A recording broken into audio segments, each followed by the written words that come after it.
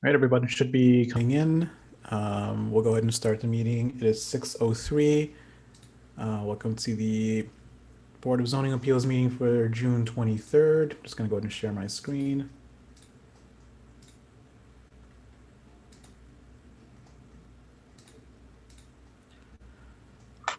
All right. And the first item on the list is Druthers Brewing Company, 1053 Broadway. The applicant is Druthers Brewing Company Incorporated. Just check the participant list for the applicant.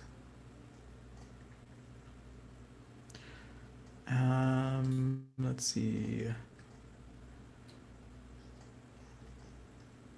If the representatives or the applicant are in the panelists or in the attendees list, if you can go ahead and raise your hand so I can unmute you.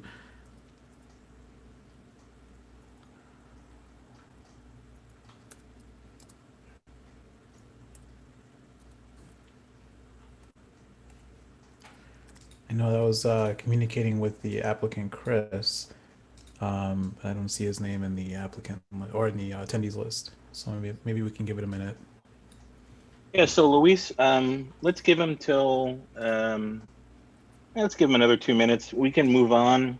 If they don't show up at all, we can deny them as of right. But what I prefer to do is just, for the moment, put them to the end of the agenda if they're not around. Okay. And looks like Dan is asking for another link to the meeting. I'm just going to go ahead and send it to him now.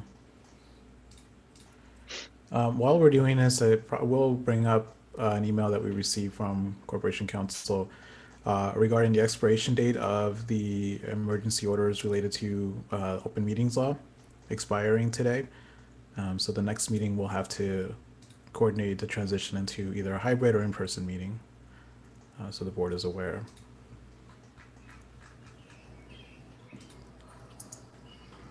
So Luis, and this is maybe something we can get a quick couple of words from Martha. The governor declared today that he would not renew the state of emergency, which, among other things, changed the open meetings law, but he would not renew it when it expires tomorrow at 12 midnight.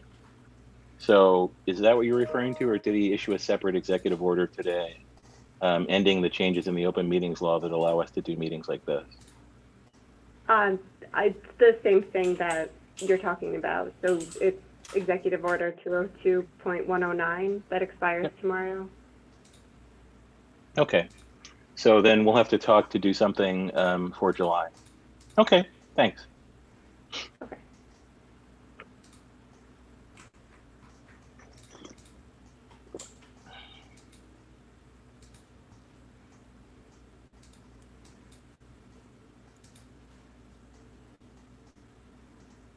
Luis, let's move on to the next case. Druthers can go at the end.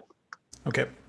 And since Dan is also coming in, I'll go ahead and skip over to 40 South Main Street, or Manning Boulevard, rather. That's Brett and Alicia Sears, and they are present, so I'll go ahead and unmute them so they can take over. Okay, thank you. Thanks, Luis. This is Brett and Alicia here. You guys can hear me, right? Yes. Yes. Great, thank you. And so I'll just do a quick little rundown of what we're looking at. And if you remember from the May 26th meeting, we live at 40 South Manning Boulevard. We're seeking a variance for a front yard to allow 6-foot height fencing where 4 foot is the maximum, and 100% opacity where 60% is the maximum allowed. These are two variances, but we've just mixed them into this one presentation. Installation. It's going to be about 58 linear feet solid fencing in the front yard area along Myrtle Avenue. Next slide, please, Luis. Thank you. This is, again, just a reiteration of what we talked about. The variance in questions for fencing that fronts Myrtle Avenue, 48 linear feet, and then an additional 10 feet with the gate is to be installed adjacent to the driveway of the property that returns it to the property. The main reason that we're seeking this variance is to allow for privacy for myself, my wife, and our 3 awesome kids. Next slide, please. This slide was in the original presentation on May 26th. What we're looking at is standing on our driveway facing west into our backyard. That's the previous, or the fence that was there previously. It is a wrought iron fence that kind of comes from the right side of the picture from our garage along Myrtle Avenue, about 12 feet from the street line, and then back towards our neighbors at 36 South Manning.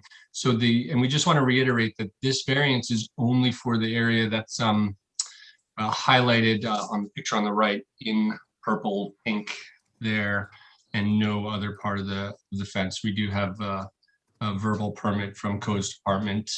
Rick LaJoy and Bruce Logan have been absolutely fantastic with this project. And so that is not to be considered at all during this variance meeting.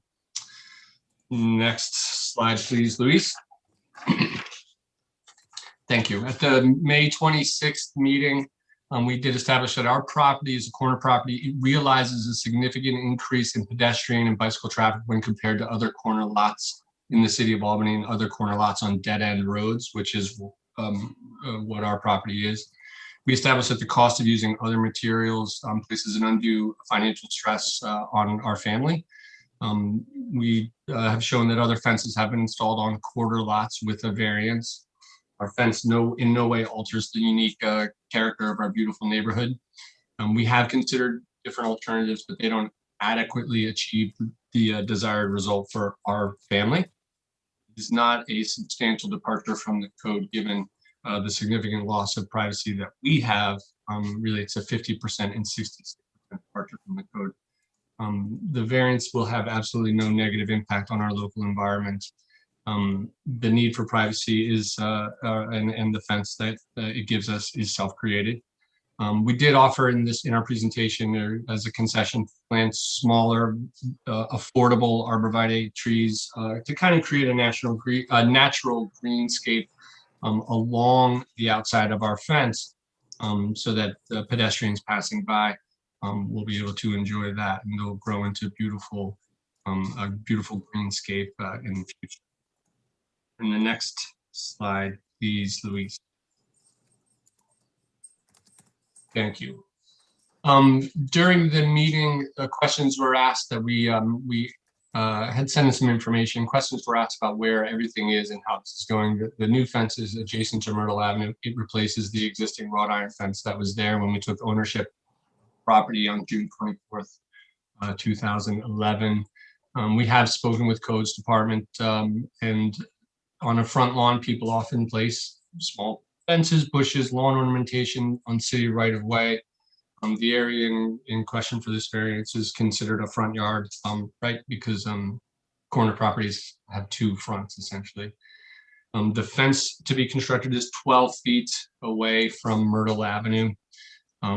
It is to be constructed 7 feet onto city right of way. Our property line is approximately 2.5 to 3 feet away from our house, and then an additional 7 feet onto city right of way is where the fence, where the wrought iron fence used to be, and where our fence will be constructed. There is a precedence for this. A variance is granted at 44 South Pine. That fence is on city right of way. We do want to reiterate that when we put the posts in, we don't use concrete. It's a relatively non-permanent structure. And it could be moved at our expense if the city of Albany requests so, to make any sort of changes to that particular right of way. And Luis informed us the other day that perhaps we should talk with Corporation Counsel in the city of Albany, and we did that today. And we would, once we have this variance in place, part of the contingency on that would be that we would need a license agreement or an easement for right of way with the city. And the Corporation Counsel informed us that is a process that we can go through, and it shouldn't be a problem, but it is a process. And next slide, please. There was a question about whether there'd be some line of sight issues on this particular area of the dead end street. As you can see, our lovely neighbors at 951 Myrtle Avenue have parked their car right at the end of the driveway there. Just behind the rear bumper of the car, you can see the tuft of grass from the lawn there, that's city right of way. And so there is full line of sight to their left out the driver's side and full line of sight to their right. And our new fence will come from that post and travel eastbound along Myrtle Avenue. So we see no line of sight issues for pedestrians or bicyclists going by. There should be no vehicular traffic going by because about 15 feet from that driveway or 20, 30 feet is a dead end. So that shouldn't be a problem. Next slide, please. At the May 26th meeting, I believe Mr. Daly asked, is there any sort of obstruction or anything that would impede installation of a fence closer to the property line or to our house? And I did answer no, but if you can see this picture, there is a raised garden bed that would need to be moved if we were to move that, move the fence in towards our property line. And so the answer must be changed to yes. There is some obstruction there. And essentially that raised garden bed was on the just inside the previously installed wrought iron fence. Next slide, please. So Luis sent us some information about the June 9th BZA workshop, and really there were two issues that were discussed, and we felt perhaps we should address those this evening. From Mr. Quain was that we've owned the house for 10 years. Why do we want the fence now, since our kids are leaving within the next 3 to 5 years, or two of our kids? We do have a 15-year-old and a 13-year-old. His quote was, "I can't imagine foot traffic increasing drastically enough since they bought the house." He stated that we should clarify what's changed in the past 10 years that we want the fence right now. Mr. Berkeley sort of piggybacked on that and agreed with that and said, if they're saying it's not worth it to put bushes in because the kids will be gone, does that mean screening won't be of any value once the kids leave for college? And we wish to answer those two very important questions right now. Next slide, please. Number one, what has changed that we want our fence right now? And the quote was, "I can't imagine foot traffic increasing drastically enough since we purchased the house." That was 10 years ago. And I believe that's true. Foot traffic has not increased to our knowledge. We also don't know if it has decreased. We've done no study and know of no study that was done looking at pedestrian or bicycle traffic at this particular dead end road and this particular pedestrian thoroughfare. But we would say that that is a variable that is extrinsic to our family. Next slide, please.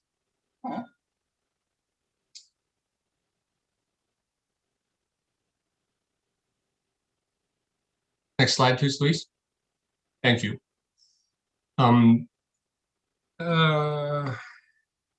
Can you bring me back to the previous slide, please?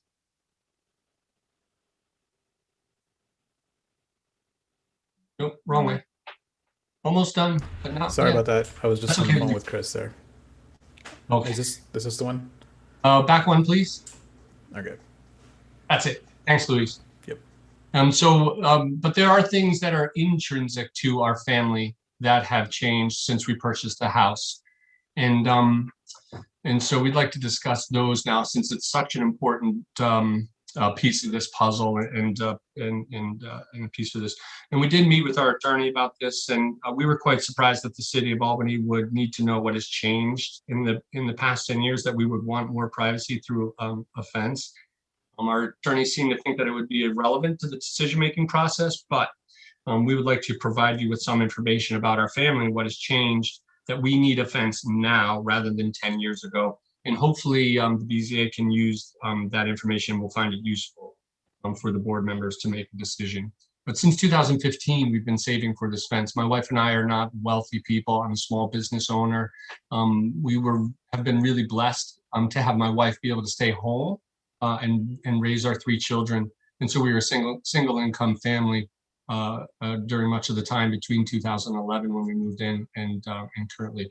And my wife did return to work as a professional speech language pathologist in a nursing home during the COVID pandemic. And while this maybe placed her at a little bit of a risk during a global health pandemic, it also has given us some financial freedom to afford fence installation. There has been on the west side of the property a perceived property line dispute with the neighbors at 951 Myrtle Avenue. They think that in the northwest corner of the property, there's a 6-inch discrepancy. Since 2015, we have asked them to repeatedly try to remedy anything by getting their property surveyed, and they failed to do that over a 5-year period. We met with them last year, and we pretty much said, we can't wait any longer. We're going to install the fence. And just remember that this dispute is a civil matter and has nothing to do with the variance in question that we are determining this evening. In 2020, our finances were such that we were able to purchase the fence materials, but guess what? There was a global health pandemic due to COVID-19, and those materials were not available to us. And so we had to wait 12 months before we were able to make this project go. And our children are older now. I think if you have teenage children, you know that they might be a little uncomfortable with added tension that living in an exposed corner lot that's adjacent to a pedestrian and bicycle thoroughfare may bring. So those are some reasons that are intrinsic to our family on why we didn't purchase the fence in 2011, 12, or 13, and why we want it now. Next slide, please. Family, there are other intrinsic variables to our family that have changed in the past few years that we now require more privacy through fencing. And we will not discuss any private medical or clinical issues about our family with representatives of the city of Albany in this public forum. And that is just how that's going to be. Next slide, please. In answering Mr. Berkeley's questions, he said something about if we're saying it's not worth it to put bushes in because the kids will be gone, does that mean it really doesn't bother them that much? Does that mean that the screening won't be of value once the kids leave for college? They, us, should be more specific about that. And that's about as specific as we wish to get right now. We do not wish to discuss in this public forum with the city any specific medical or clinical issues or diagnoses that would require us to have equal privacy that is afforded to all other citizens in the city. And then Mr. Berkeley did say that perhaps that is an unfair assumption to make, that it really doesn't bother us that much. And we totally agree with his assessment and feel that is an unfair statement to make in a public forum. Next slide, please. In this nice short presentation, this was the conclusion slide of the previous presentation, but we have a unique property. We see a greater amount of pedestrian bicycle traffic. It's a dead-end road. There's not vehicles driving by. We've looked at alternatives. It's consistent with many, many, many other fences in our neighborhood and will not change the unique character. We find no safety concerns with the installation of this fence. Our family's personal privacy needs have changed in the past few years due to medical diagnoses and to our changing family dynamic. And we're not going to discuss those specifically with the city. And we require the same level of privacy that's afforded to other city citizens in our fine city. And my wife and I really wish to thank the board for listening to us and to taking into account everything that we spoke about tonight. And I also want to thank Luis has been great in terms of communicating with us, with the board, and also on public record. I wish to thank Rick LaJoy and Bruce Logan from Codes, who also have worked with us on this project to make sure that we can bring it to fruition. And thank you so much for listening to us tonight. Thanks, Luis. Thank you. Are there any questions from the board?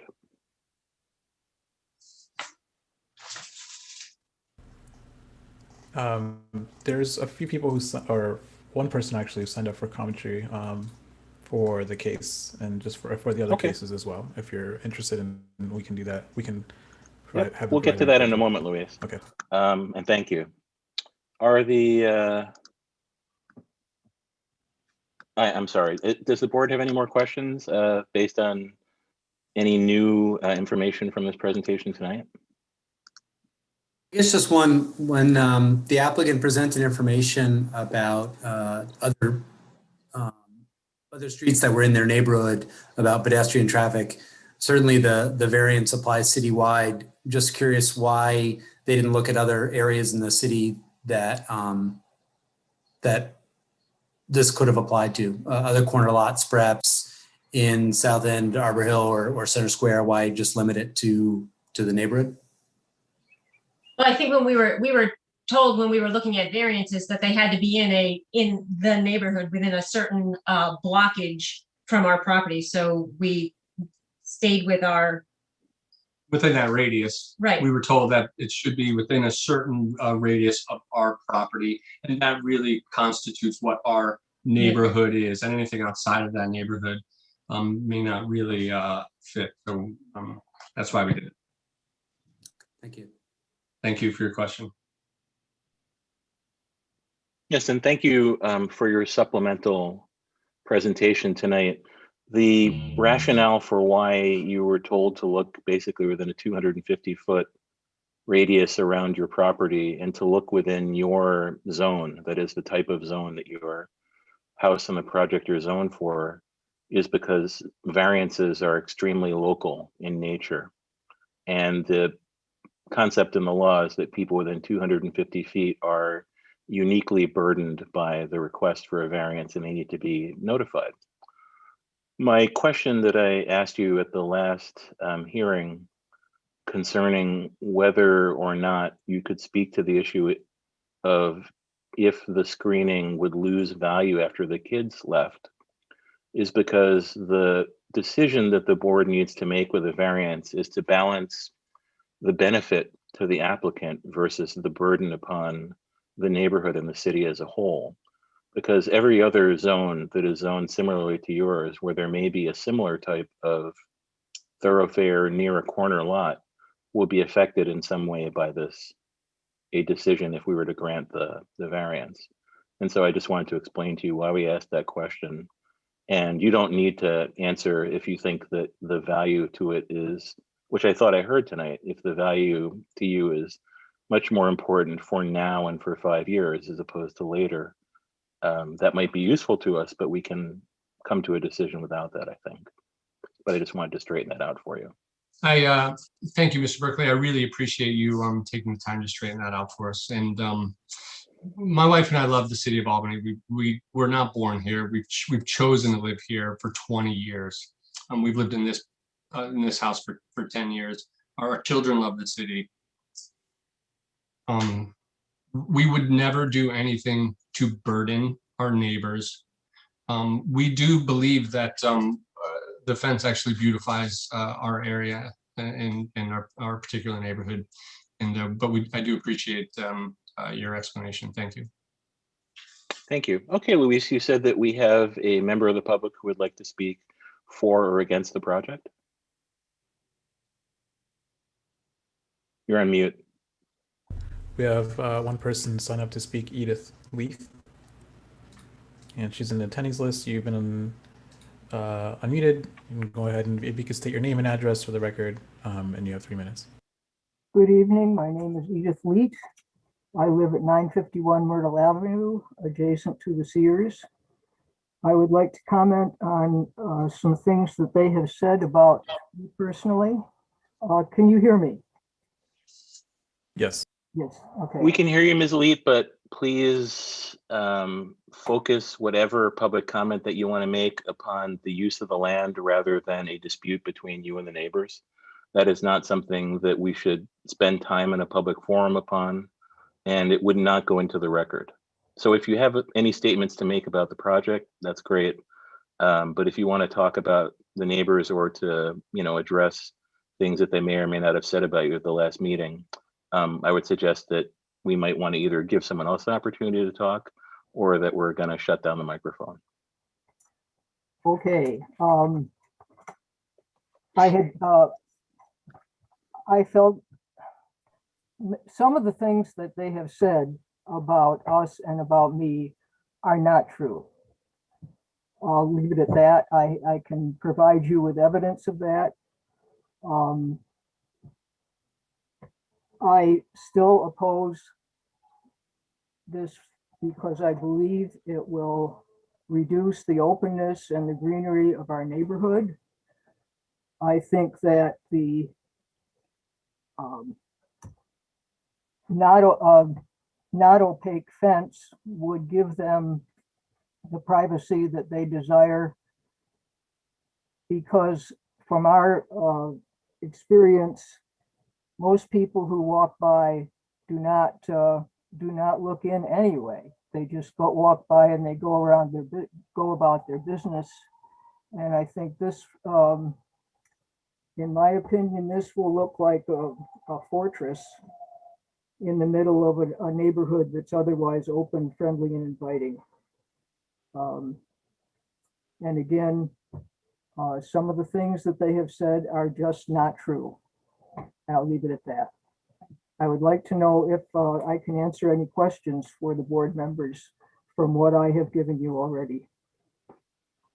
Thank you, Ms. Lee. We don't ask questions of public commenters. If you have any things that you would like to continue to put into the record, I urge you to do so. We're not going to reach a decision tonight, but we will, I would assume, at the next meeting of the board. So if you want to add anything to the record, that'll give a chance for whoever is looking at it from the neighborhood, the applicants, and anyone else who's interested to respond to it too, before we deal with it at the next meeting. If the wall goes out to the line of the previous fence, it will essentially not allow, it will allow foot traffic, but that would mean that as we backed out of our property, we would not be able to see anyone who is walking there until we are almost at the end of our driveway, as their picture showed. So this would assume that the city is not interested in providing a sidewalk from Manning Boulevard to the dead end.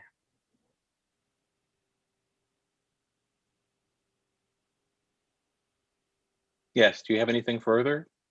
No, I think that's it. And I thank you for the opportunity to make my comments, and I appreciate your good work. Thank you. Thank you. Do we have anyone else who wishes to speak for or against Louis? No, that was the last one. Okay. Mr. and Mrs. Sears, you are welcome to take a brief rebuttal if you wish. Again, if you wish to rebut on a personal matter that is not related to the actual use of the land, then please don't bother, because we won't put it in the record and we don't want to hear it. Mr. Berkeley, thank you very much for the opportunity to rebut anything that you said. The only thing that I would say is that she alluded to something like we were saying untruths or lies about her. And we wanted officially on the record that we don't appreciate being called liars in a public forum. Okay, you can stop there. If Thank you, that's what Mr. you're Berkeley. say. We really appreciate it. Thank you. Okay. Maybe I can ask a Thank question, Richard? Yeah, please. We get a chance to ask What's the distance? I know it's part of the presentation. If we could just look at the distance between the edge of the fence and the road. And Louis, that's part of a slide. Maybe you can just back up to it. Just because the question of whether there's room for a sidewalk. Maybe the next slide, that one. So the edge of the road is to the left. You can see a blue car parked there. And then there's 12 feet to that fence post there. Okay. So there's enough room for a sidewalk should the city decide to install one. And of course, there will be some sort of lease agreement or easement of right of way should the city require a sidewalk there. I'm sure our corporation council will build that into some agreement. Okay, thanks. Thank you. Thank you. We're not going to make a decision on this case tonight. We will hold it over to a future meeting of the zoning board. Again, if the applicants or the public wish to supplement the record in any way between now and then, just please make sure that we receive it 48 hours before the next meeting so that people have a chance to see it and to respond if they want to, but at least to read it. And thank you for your presentation tonight. Thank you. Luis, can you bring up the next case, please? Yep. So Chris was able to join after all, so I'm going to go ahead and meet him. And we'll go to the original first case, 1053 Broadway. Okay. Great. Can everyone hear me? Yes. Okay. First, I apologize. I somehow had this calendared for tomorrow at 6 p.m. So thank you for allowing me to come on late. The first slide obviously just has our address, and what we're looking to do is essentially build a deck that is 13 feet wide and 110 feet long in a public right-of-way. In order to do this, we would be looking for an easement from the city, as well as an approval, an area variance from the zoning board. Could you go to the next slide, please? So this is a layout of our location. You've got, it's interesting, when I submitted the deck plan, I actually wasn't aware, and I don't say that by way of excuse, but you can see our existing staircase, which we modified a touch when we purchased the building, but that's always been built in the right of way, and it's actually about the same exact width of the deck that we plan to build, or that we're proposing to build. Next slide, please. So what I did is I gave you some additional pictures of the site here. What we're proposing to do, in addition to this 110-foot deck, is there's a sidewalk component to this. So you can see this is what I'm showing you in the first picture on the left-hand side is where Bridge Street meets Broadway. And you can see that there is a sidewalk. There's a very well-defined sidewalk on Broadway. And then turning onto Bridge Street, you've got a well-defined sidewalk that's partially raised, but it just sort of stops about 15 feet onto Bridge Street. What we're proposing to do as part of this is essentially extend that sidewalk from right there. It's about 180 feet, from essentially the top of Bridge Street, where it stops there, all the way to the other edge of our property. Now, the site plan that I've included here shows the sidewalk extending beyond the edge of our building by about 10 feet. It essentially lines up with our property line. I did have some discussions with the folks at Surpass, and they indicated that might pose a difficulty for their trucks as they try to turn in.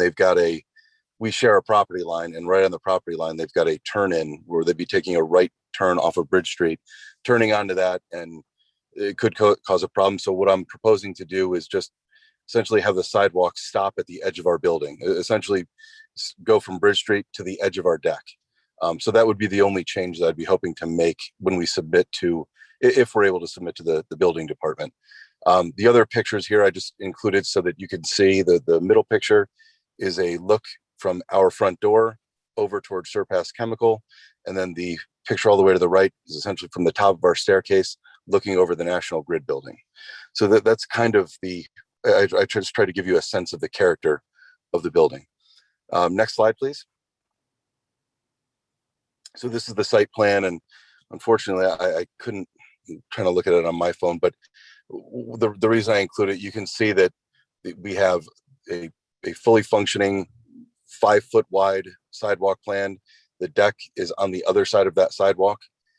The reason the sidewalk was important, I received today a copy of the correspondence from Surpass, and we have had parking issues and just issues going ingress, egress off of Bridge Street into their lot. We've had people parking, all over the place. And what we're trying to do here, and in my initial meeting with the technical review committee, when you had representatives from different city departments, parking, DPW, so on and so forth, I suggested that one of the biggest problems that we have now is allowing people to park on Bridge Street. So if you can, I don't think I included a picture of this, but I know Surpass did in their materials. What people do now in the place of where we have the proposed deck going is people pull right in, and so their car is facing, the hood of their car is facing Druthers. So they're parking, coming out, their tail end is on Bridge Street, and their hood is essentially touching, the Druthers building. Because the spaces, they're not even actual parking, but they just were lined when we bought the building, and we continue to allow parking there. Cars pull in, their tail is going out into Bridge Street by maybe 1 to 2 feet. And then on the other side of the street, there is plenty of no parking area, but there's also some parking area. So what you're doing, is condensing the size, you're narrowing the size of the street so that it can be very difficult for large trucks to get through. So part of this was, hey, what can we do here to alleviate some of this trouble? So we put in the sidewalk. Now there's no reason for people to be, walking in the middle of the street, going across the street. We're proposing to essentially make the entire thing one big fire lane, making it red, tow away zone, making it clear that folks aren't able to park here. We rented the parking lot across the street. It's got 75 spots. It's right next to Metalworks. I can get you the address, but it's essentially the first vacant parking lot next to Metalworks on the opposite side of Broadway. The idea is that we're just trying to make it so that the street is as wide as possible, and this deck doesn't come out any further than our staircase does. So, excuse me. I don't think that the addition of a deck like this is going to increase issues. I think what it'll do is make sure that Bridge Street is very clear. Also, while I'm on the topic of just parking and safety in general, I plan to be in front of a computer. I'm not tonight.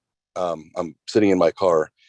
If you pull up 1053 Broadway on Google Maps, and I don't know if that's possible at this point, but while you're deliberating and considering this, if you pull it up, you're going to see a typical day in this area. You'll notice that at the end of Bridge Street, all the folks from Surpass park directly across the sidewalk at the end of the street.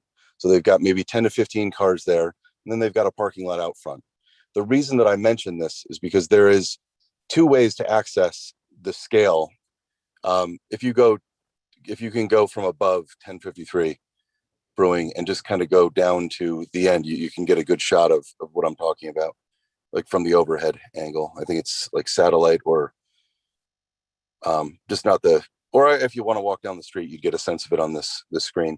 The reason I mention this is because there are actually two ways to access the turn that we're talking about. Off of Bridge Street, if you come from Broadway, it's a right-hand turn, and they cut across a little bit of Druthers property and turn into their spot.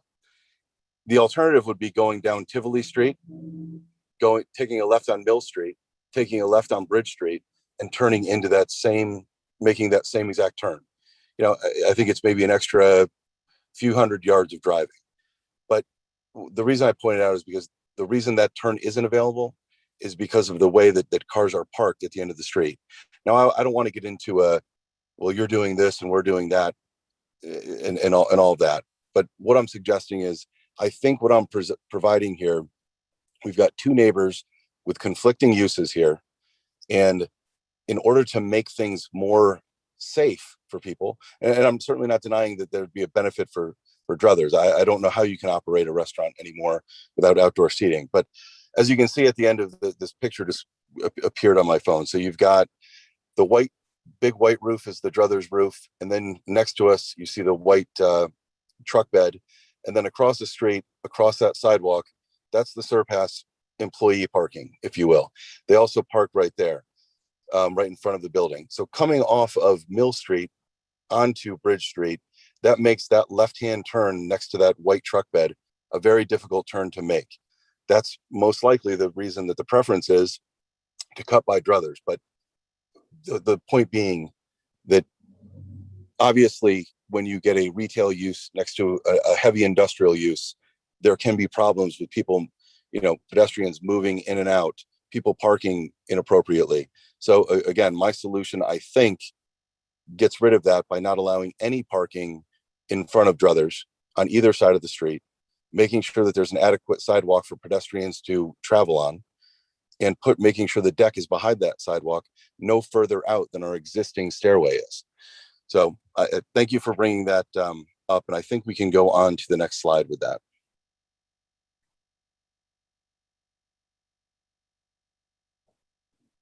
And also I'd like to point out, I'm sort of just like going through this presentation.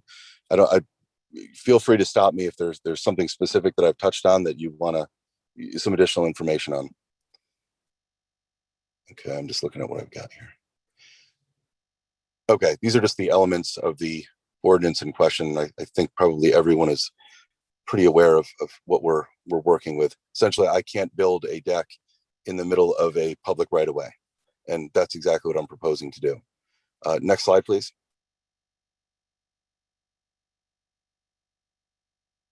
Okay, even next slide. I probably left too much of the law in here.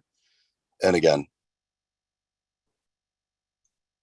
okay, this just deals with the character of the neighborhood, and whether or not what I'm proposing to do is going to change that character. We do have, I mean, we're in a 19, I think it was built in 1899, an old warehouse. We've got a retail and manufacturing use. We're next to a place that is a chemical, maker, mixer, shipper, supplier. Across the street, we've got National Grid. We've got some metal working folks across the street. It's, very mixed use. I mean, you've got some industrial, you've got some retail. Again, I'm not seeing, I think this is, if you're looking at weighing the burden to the community versus the benefit to us, I mean, like it or not, I mean, we exist next to Surpass Chemical. That bridge has already been crossed. I'm just trying to come up with something that allows us to get outdoor space while answering or speaking to the concerns that our neighbors have. And today, I've only heard from Surpass Chemical. I've met with Surpass Chemical. I showed them exactly what we were trying to accomplish. We made changes to the length of the sidewalk to accommodate right-hand turns off of Bridge Street. So again, I'm not seeing that. And given that this is just a longer version of our staircase, I guess I'm not seeing a tremendous burden to the community, and I'm seeing like a restaurant that would be struggling for, quite some time without the addition of outdoor seating. I mean, as I'll get to, and we've been trying to do this for years. I mean, COVID has certainly exacerbated the need, but this has been something we've been working on for quite some time. Next slide, please. And the next. So these are the alternatives that we've considered. First one is purchasing 1043 Broadway. 1043 Broadway is the old gas station / repair shop that is essentially south of our location. We're right on the same side of the street. We share a property line. It went on the market. We put in an offer one of the first days. We did the environmental, and $50,000 later, we found out that it required a phase 2. We did the phase 2 and never got to clean up because we couldn't reach an agreement with the owners of the building on a reduction in price. Even with that, we've made additional offers saying that we would just essentially live with the price, whatever the cleanup is, pay for the cleanup. Unfortunately, the property was tied up in litigation for the last, I believe, 4 years, and it just got out of litigation. And the partner that we were working with who was interested in selling didn't prevail in the litigation. We recently put in an offer, I think it was about 6 weeks ago, and haven't heard back on the offer. So the offer just expired under its own terms. We looked at the construction of a rooftop deck, and I listened to the last the workshop meeting and also received notes. So elevators were required because of the size of our building and the size of the rooftop deck. Elevators were required. I give you a code site.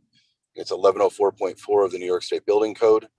I'm just going to kind of run in.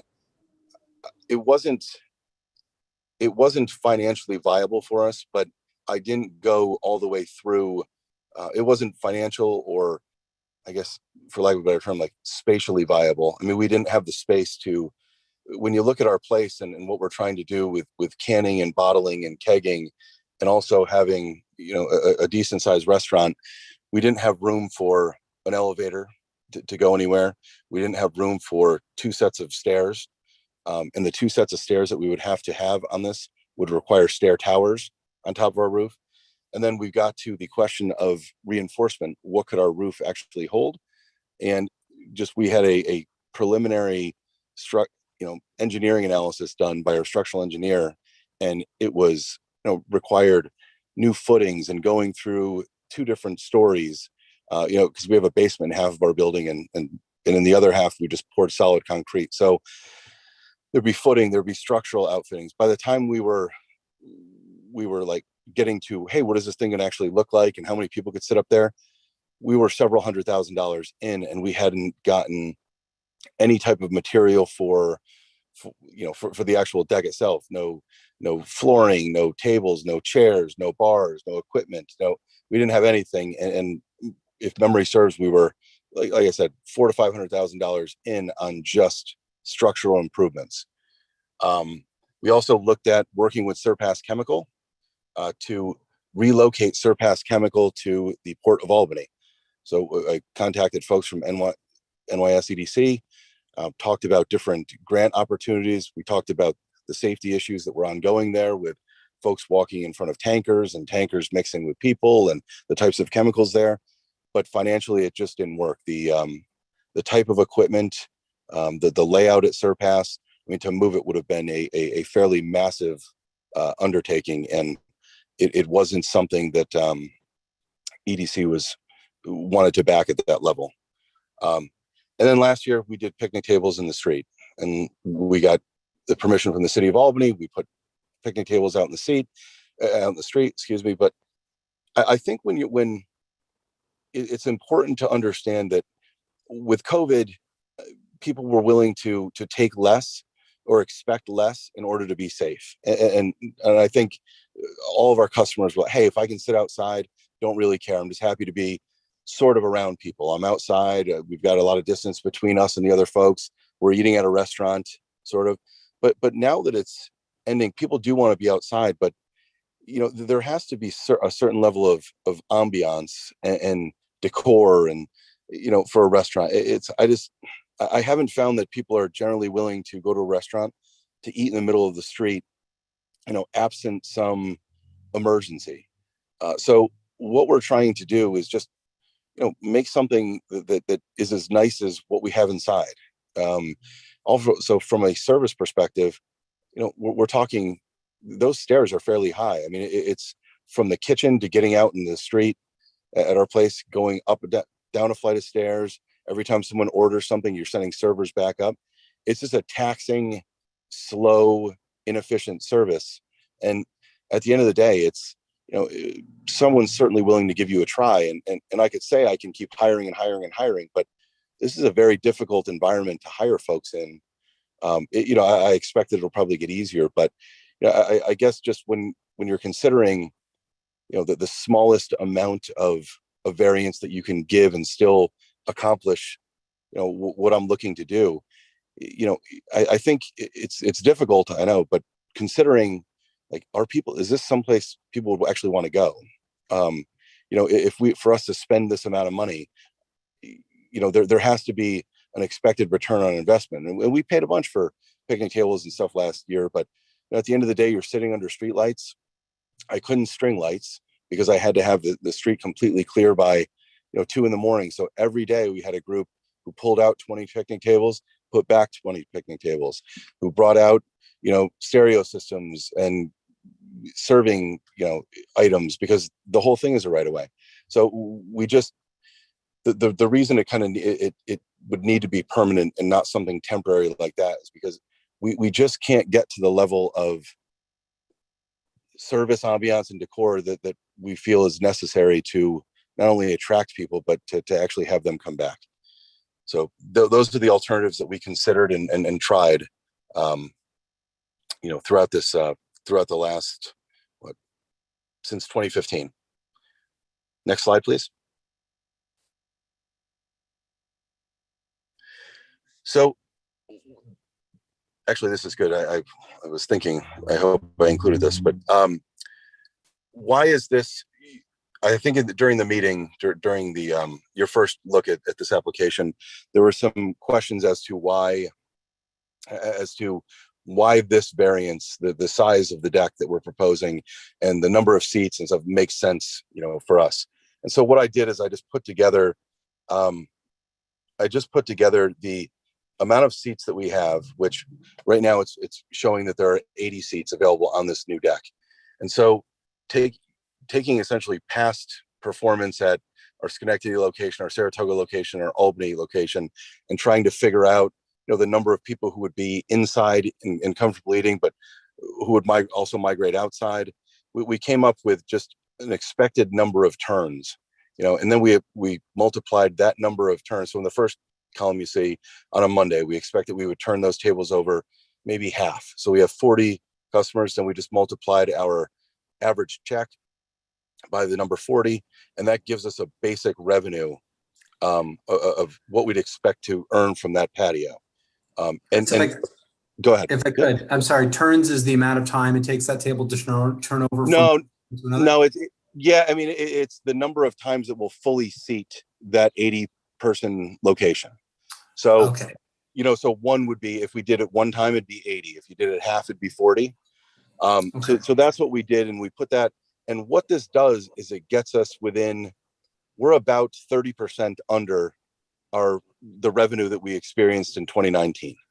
And with this outdoor seating, this is what we're hoping to accomplish. It gets us within 10% of where we were. And we have a shot at that level at profitability. That's about our break-even point. So we're just trying to establish something that not only brings customers back, to Druthers, because we're really known as an indoor only spot. And this is financially, this is quite a layout. This is what we're looking at here, given the amount of sidewalk that we're putting in and stuff. This is a $250,000 to $300,000 investment that we're making, and we're making it in the future, that not only is it going to pay off, hopefully sooner rather than later, but for years to come. This is an element that I think we've been missing. And again, as I've said, with COVID coming on, the preference for outdoor seating has only grown. So that's what we're hoping to do with this. And as I said, it would get us within 10% of where we want to be. Next slide, please. Next one as well. Let's see. So substantial variance. I know during your first pass, there was a comment that this is a substantial variance. And I think it was based on the idea that, well, look at the public right away, and they're asking for all the public right away. And I thought, yeah, under those terms, 100%, it's substantial, because we're essentially looking for, I guess you could say 100% of that public right away. I know we've kind of presented it as that, but I guess the reason we did that, the deck is certainly 110 feet by 13 feet, and we would want that as the easement area or the variance area. But I guess I just didn't know what the other property would ever be used for. It's not like, we're putting in a 5-foot sidewalk that doesn't exist right now along the front of the deck. So, whether or not, if under those terms, I guess anything would be substantial. Certainly 13 by 110, feet out of, I don't know how many feet it is, but let's just say it's 80%. It's substantial. But, what I was reading is, what's the impact on the community versus the benefit to the applicant? And if that's the measure of how substantial something is, I guess I know that Surpass submitted a letter, but I hopefully have just shown that, we're neighbors. There's not, it's not like I'm not asking to come into the neighborhood and open something. I'm saying, here's what I'd like to do. And I think I can make this actually safer for the folks who are coming to it. I know that parking enforcement might have been lax in the past. I'm not a parking enforcement person. We've put up signs, we put up cones, but something more can be done. And it can even be done, with you outlining, hey, I want to see these permanent signs here that say no parking. I want the curb to be painted red, no parking, tow away zone.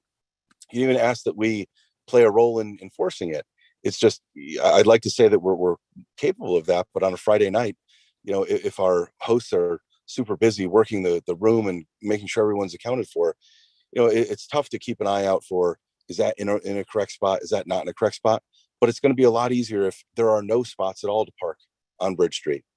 Right now there's 15 or 20, that you could potentially choose from. If there's zero, it's going to stick out like a sore thumb. So if you're looking at the amount that we're asking for versus the amount that's actually there to ask for, it's substantial, 100%. If you're weighing the benefit versus the burden, I think that it's somewhat insubstantial given that we're already there. And the next slide, please. One more.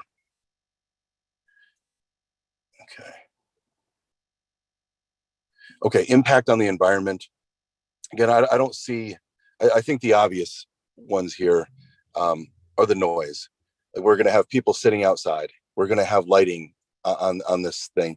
But again, one of the nice things about where we're located and the competing business uses is that by the time, right now we're not open for lunch. I'm not sure when we would open for lunch. Again, it'd probably have something to do with people returning to work. But our busiest time is going to be Thursday night, Friday night, Saturday night. And it happens like after 5 o'clock. So after 5 o'clock, Surpass is generally closed. I mean, I think they included a copy of the agreement that we used last year for outdoor dining. It essentially stipulated that it didn't start until 4 o'clock and it had to be over by 2 a.m. Well, our busiest period is right then. So I don't know that the noise would have of people, 80 people potentially sitting outside having a dinner at Druthers would be the type of noise that would interfere with their operations. But we don't really have any residential around us for several blocks. I mean, we've got National Grid that goes for blocks across the street from us. Surpass goes down to the train tracks, and then it's essentially fenced off, and you'd go all the way over to Huck Finn's warehouse before you got, you ran into people. So it kind of sets up nice for, I don't know that there's much for us to interfere with. And if you've been to Druthers, we're not the loudest place on earth. I mean, we're closed every night by midnight at the latest. So other than some additional lights, because we've got lighting on our porch and the noise from people hanging out outside, I don't see there being a lot of impact on the community. And I think I've kind of beaten the whole, what's the impact on traffic, on congestion, all that thing to death. I mean, I think my stance on that is fairly clear. Next slide, please. So yeah, we purchased the property. This is a self-created difficulty. We purchased the property. The property lines existed at the time. I think I was just optimistic that given the state of the neighborhood, we had a vacant business next to us and things for sale across from us and a huge unused parking lot. Now it's used a little bit more, but the National Grid lot across the street, I kind of just thought that, and the rooftop deck option, that we'd be able to get something done that didn't involve a variance or the use of city property. So, this is 100% self-created. Like we purchased the property, and I'm just trying to see if we can take a piece of property that won't be used by the city for any purpose, or the public really for any purpose that I can imagine, and turn it into something that makes our place function better and also makes our two businesses, Druthers and Surpass, maybe work better together in a safer fashion. Next slide, please. That would be the end of the slide deck. Yeah, that's what I thought. Okay. Well, thank you for listening. I know that was a fairly long presentation. Thank you. Are there any questions from the board? I had a couple questions, Rich, if I could. Yeah, please. The deck will certainly replace some of the parking that you've had for exclusive use. Are you under any requirements to have handicap spaces for your restaurant? And will this deck replace any of those spaces that you might be required to have? When we went through the process, with the building department and traffic and engineering, if we use those to the extent that we use the spaces out in front of our location as parking, then we were required to have handicap spaces. To the extent we don't have any spaces at all, we don't have to have the handicap parking. But we do have a number of, I mean, all of the on-street parking, and now that we're adding the sidewalk and we have a handicap lift, of course, we'll have plenty of handicap access, just not, there will be no parking on Bridge Street. And as far as what's in the right of way, you mentioned you've done some reconnaissance with multiple departments. Is there anything that DGS, water, sewer, the utility providers have in that right of way that would prevent you from creating a structure or would give them pause when you create a structure and put it over the right of way? I guess is what I'm trying to say. Yeah, sure. So from what I gathered during the technical review committee, there is a chance there are some things under there. It would be because of the height of the deck, and I guess trying to summarize this. We don't know the exact location of everything. We'd have to call the, call before you dig folks, and then have them come out and give us an assessment on where everything is. I don't believe there's a water or gas line, where we're going, a main. If there is, it would be our responsibility to move that to the satisfaction of the city. But the good thing about our deck design is we can kind of move the columns that we're going to be using around, to the extent we need to. And then it would be the city's, whatever their preference is on, to the extent that something is too far under the deck, then we would have to move it in a place that they find suitable. And that would be an expense that we incur. I am curious, and it's just something we need to communicate with Corporation Council as far as if we're going to provide a variance for this project, if there is opportunity for us to place the stipulations as far as no parking or better parking management strategies. That's just something we need to look into ourselves. So sure.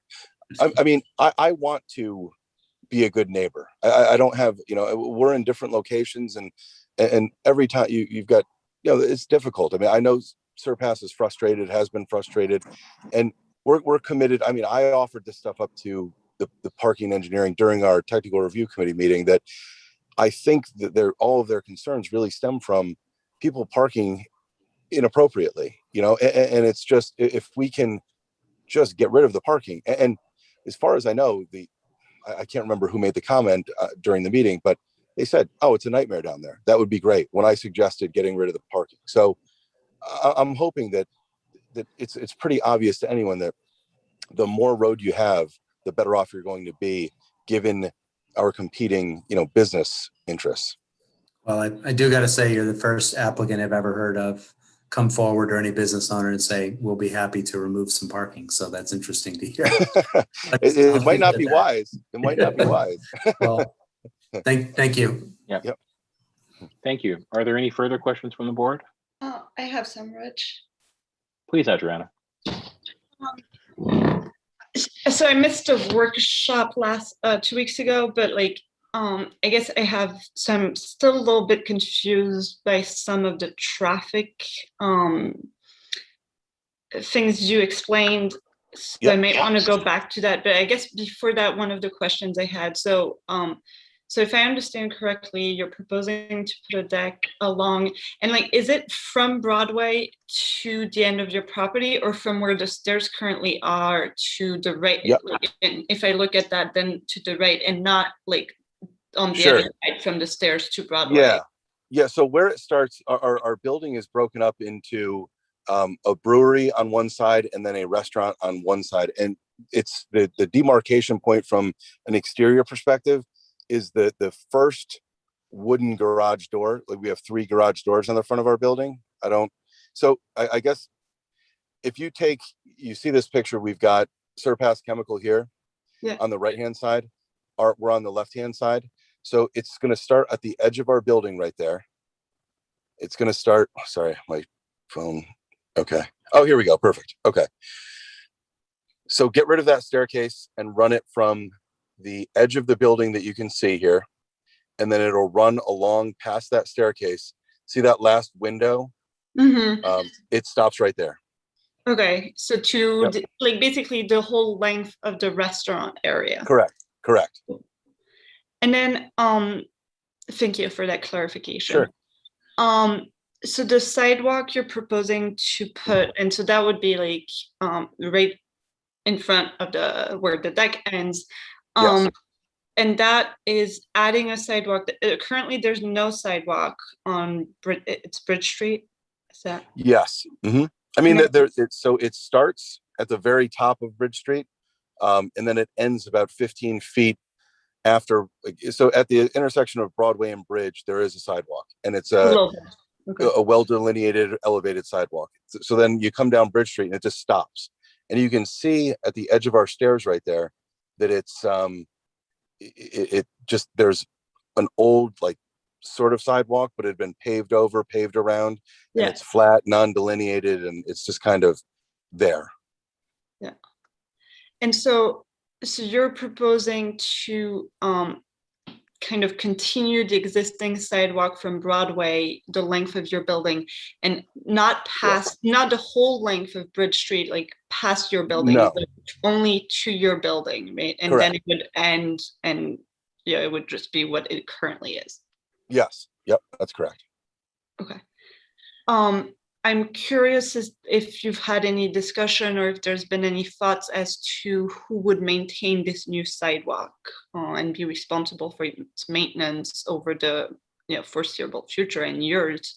I mean, sidewalks need to be redone, especially in the Northeast. So, Well, I certainly would maintain the sidewalk that we put in.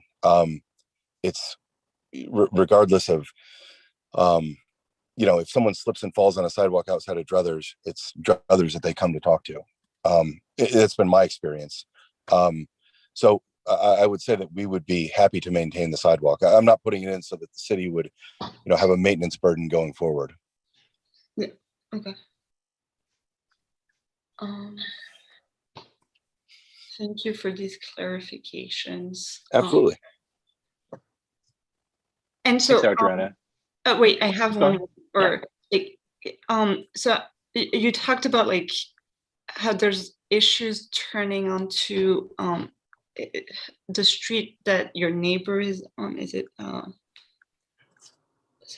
Mill Street? Right? So Mill Street, I was looking at Google Map. Is it a two-way street? I'm a little bit. I'm not familiar enough, so I was a bit confused. And so the issue with the traffic here on Mill Street is for trucks that come to your neighbor. They can't make left or right turns or both because of cars getting parking down the street. Is that like I was a little bit confused by the traffic. So if you take a look at, we've got the overhead up right now. Yeah. So what the issue, what I was suggesting is that there are traffic problems when Druthers has people parking in the spots that it currently has up against its building. And they're also parked, whether there are some legal spots to park on Bridge Street, like horizontally, or I guess it'd be vertically. The street really gets narrow, and especially if people are parked illegally. So, when you see the signs that say no parking between signs, but on the other side of the sign, you're fine to park. So what will happen is people will park legally, here, there, and then they'll park in between the signs. That parking in between the signs or on the inappropriate side of the sign makes it very difficult for a surpass truck to make the appropriate turn. These are pretty massive trucks that we're talking about. So when they try to turn in between our buildings, you see where the Druthers building ends, that's that gray roof. And then you see the tractor trailer piece right there. That's where they're trying to turn in. So to the extent that there are cars on the other side of Bridge Street parked there, they can't, like, almost like you need to make a left before you make a right. They can't make that left.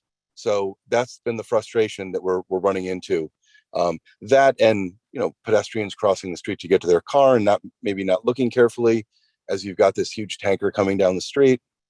So what I was suggesting with the use of Mill Street is that anytime it's too congested or they're frustrated, using Tivoli off of Broadway, taking Mill Street, turning left onto Bridge Street and left into that, is an option. But the reason from my perspective that isn't such a good option is because the Surpass employees have always parked right across the sidewalk at the bottom of Bridge Street, which makes them, so when I said you'd have to take a left before taking a right into that tight space, here they'd have to take a right, pull the wheel all the way to the right to make the left.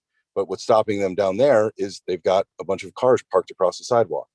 So again, I didn't want to get into if you just did this better, we'd be okay. Don't worry about us. I'm just saying, hey, I understand the problem. When people park at druthers and they park inappropriately, it's difficult for people to, for these trucks to take turns. When pedestrians have to cross the street to get to their cars, they're not staying on a sidewalk, and there is no sidewalk. So maybe if I would like to build my deck and I'm willing to put in a 5-foot sidewalk buffer between my deck and the street, and there's no parking, now all the people on Bridge Street are going to be walking on the sidewalk. They'll use the crosswalk up to, it's just, there's going to be no cars. So I'm trying to make it as easy as possible for the folks at Surpass to say, you know what, I'm going to go off of Broadway, I'm going to turn on the bridge. And they also have the other option if they want to change the parking habits of their folks to use Tivoli, Mill Street onto Bridge Street. Did that make more sense? I think so. Okay.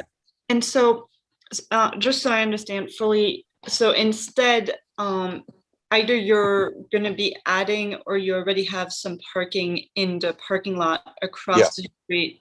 Yep. And so there's going to be some handicap parking, going back to Martin's question, among the parking that you're renting from National Grid across the street. Is that? Yeah, it's not National Grid, but actually there Okay. are handicap parking spots in the lot that we're renting. Yes. Okay. Yep. And so, would there be, like, where the deck ends, kind of your building ends, would there be an would the parking in the lot would be right across, and would there be I guess a crosswalk to get safely to the parking? There are. Yes. Okay. Yep.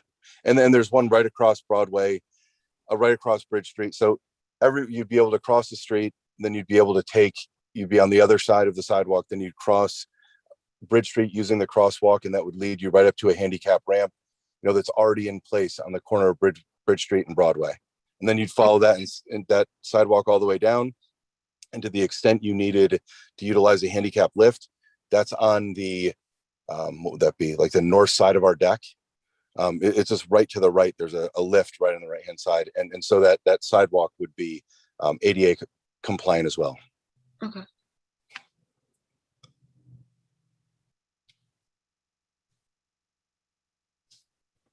And the chemical plant, they don't see any issues with the deck.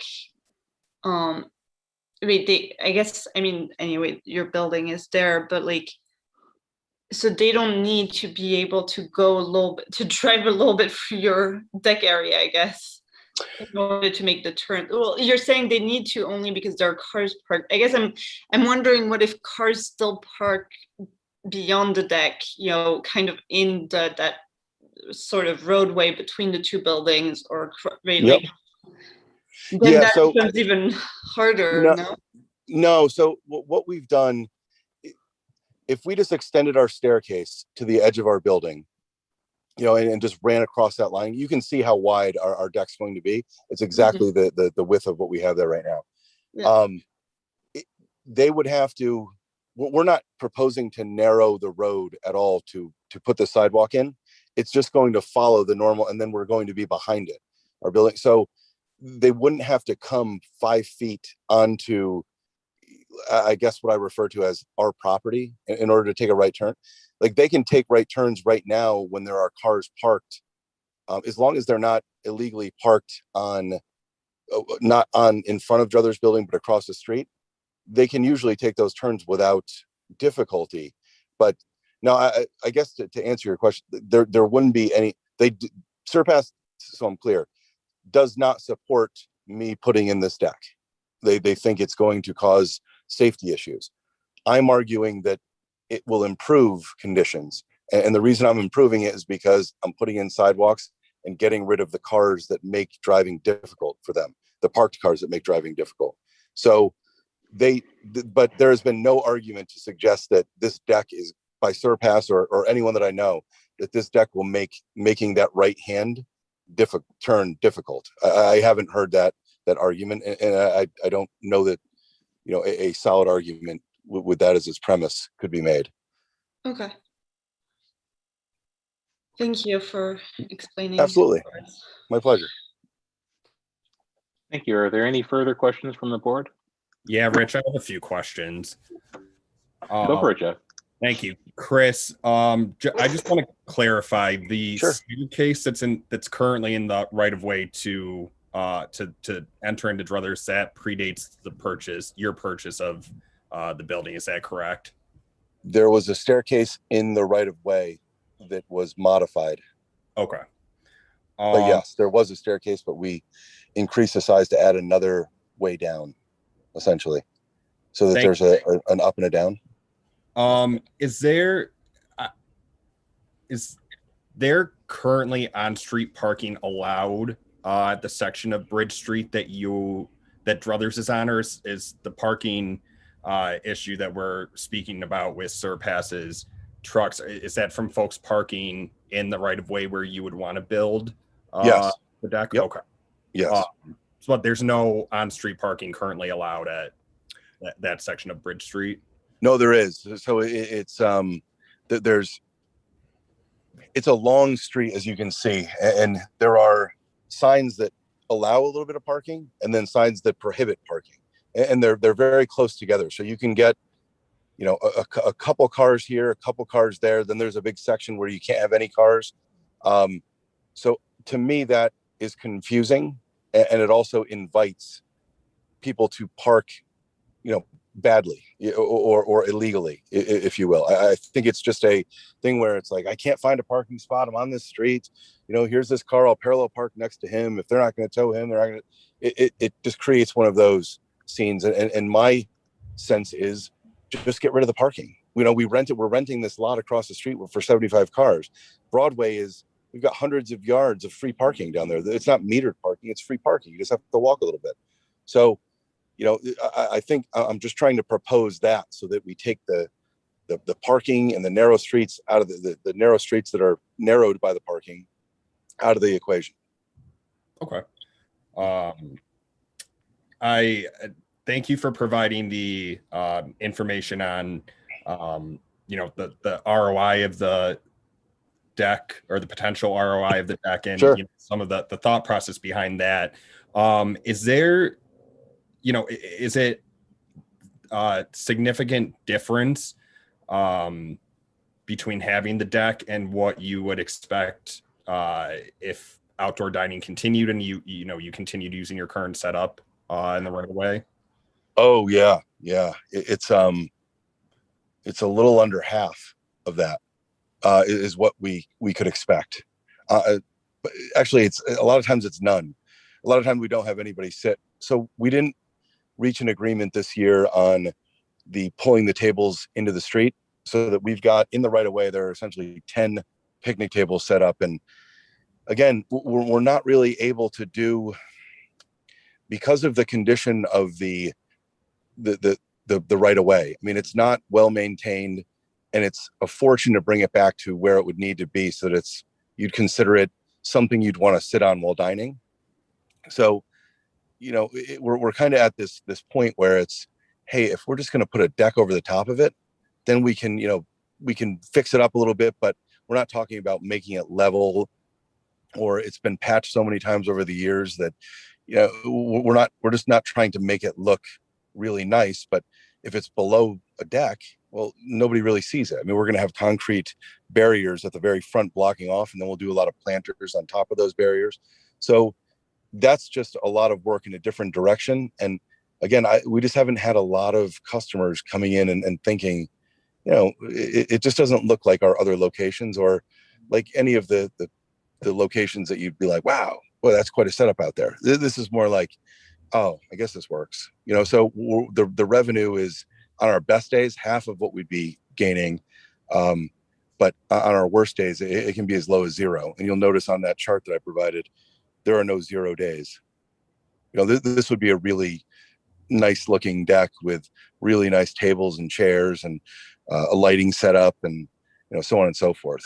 So it's just a different, it's apples and oranges, I guess, is the easiest way to say it. I'm just trying to approach profitability again, and the elevated deck that requires a variance is, from my perspective, one of the easiest ways to accomplish that. Okay. Yeah. Thank you. And I think you already answered this, but I'll ask anyway. I believe at some point in the near future, this Albany Common Council may consider making the pandemic outdoor dining regulations permanent. If Sure. they do that, does this change your, the calculation on whether you need the deck or if you want to continue, utilizing that? No, because no. The reason is because if you've, I guess from a server perspective and what we're able to do, like how our service works and when you're getting your drinks and all that kind of stuff, that all matters. I mean, I'll always say, like, the good thing about opening a new restaurant is you get a little buzz around it, and you're guaranteed if you do it right, people will come in. They'll give you a shot, and it's up to you at that point to make folks come back again. Like, the service better have been great, the food was great, the drinks were great, so on and so forth. Look at this ambiance. When you're doing this kind of thing where you can't put in permanent lighting, remember, we could enhance that right of way, but we would have to build something in the right of way so that I can, like, have a bar out there or something. It's just very difficult to go up and down stairs every time someone needs needs a beer. I need another water. You can set up little serving stations out there and take it down, but if you don't have something permanent, I think your service is always, and feel is always going to be like campy, seasonal. And I don't know. This is a very competitive market that we're in, and it's just, I think customers have grown accustomed, at least with Druthers, to a certain level of care, and I just don't think I can pull it off with a temporary, non-fixed solution. And honestly, I thought about it. We did it all last summer, and we tried it. We brought in beer trailers and this and that, and it's just tough. It's really tough. Great. Thank you. You're welcome. Thank you. Are there any further questions of the board? I do have a quick question, Richard. Does Druthers own the building? Does Druthers own the building, just to clarify? Yes, we do. Thank you. Yeah. And just so I can get a better visual, the deck will be as high as the bottom of the window at Druthers? Yeah, it'll be the deck will be level with the stairs, which is, Okay. this is essentially running level to the front door. Yes, so it's about the same as what you're seeing. Okay, and is there any issues regarding line of sight when you're thinking about that deck height? No, like, what do you mean by, like, line of sight? Like, what we're able to, like, what's your point of view from when you say line of sight? Well, I'm thinking about the trucks and turning. Oh, gotcha. Okay. That has, I'm not a truck driver. That hasn't been suggested to me. I'm not sure, but what I am sure of is that having a clear roadway without cars parked in the street is going to give them quite a bit of freedom to kind of drive in the middle of the road, if not the left-hand side. These trucks have to drive on almost, like, very close to the left-hand side of the road to make this turn under ordinary circumstances. So, and these are prudent drivers. These folks drive down the street. They know what they're handling. They know they've got people. They're very safe. I mean, they drive. I mean, I think they do a nice job of driving.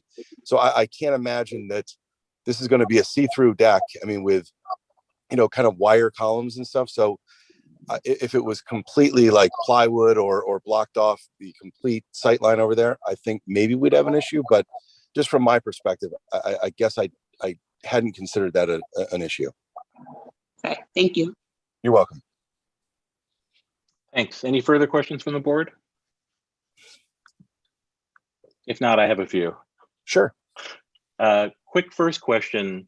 What is your presumed amortization period for the expenses of the deck and the sidewalk? 5 years. So you'll make back that money in 5 years? I'm hoping. That's It really all depends on that. That's what I'd like to pay off everything. You know, Yep. that's essentially how I did it. Yeah. Yeah, I'm We- asking that question because the city often does permanent easements. Mhm. The board has urged temporary leases or revocable consents, along with potentially time-limited variances. And so that's something that we may think about as we move forward on this because of the need to grant the smallest variance possible, and that could either be by size or by time. Absent some end to the variance or some end to the grant of the use of the land, it would go on forever with the property. So, okay, that's one question. Can I just follow up? Just so I Please. understand. Are you suggesting that we would build this pretty sizable deck, Mhm. and then in 5 years we'd be asked to take it down? Is that what you're suggesting? No, not 5 years. I wanted to know what the amortization was because, for example, the city could condition this upon, if your amortization was 20 years, the city could give you a 20-year lease. Gotcha. And Okay. as you know, leases are renewable, but Sure. the idea of having a potential end to the use. So, and we'll talk about that, I think, at the workshop.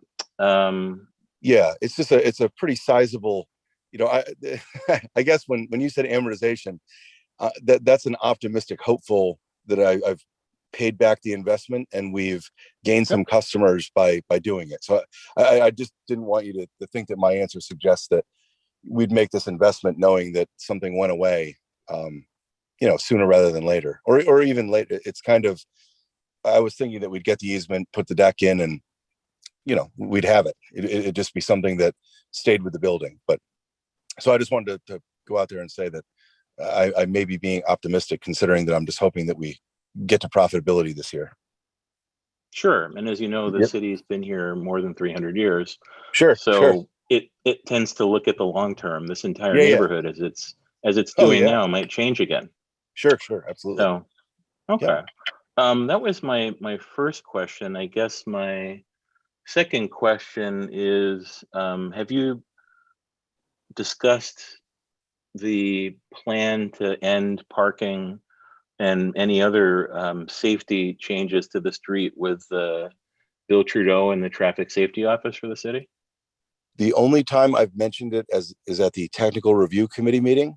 And as I mentioned, I can't remember the individual who suggested this, but someone said, yeah, that area is a nightmare. And I was told that was a great idea.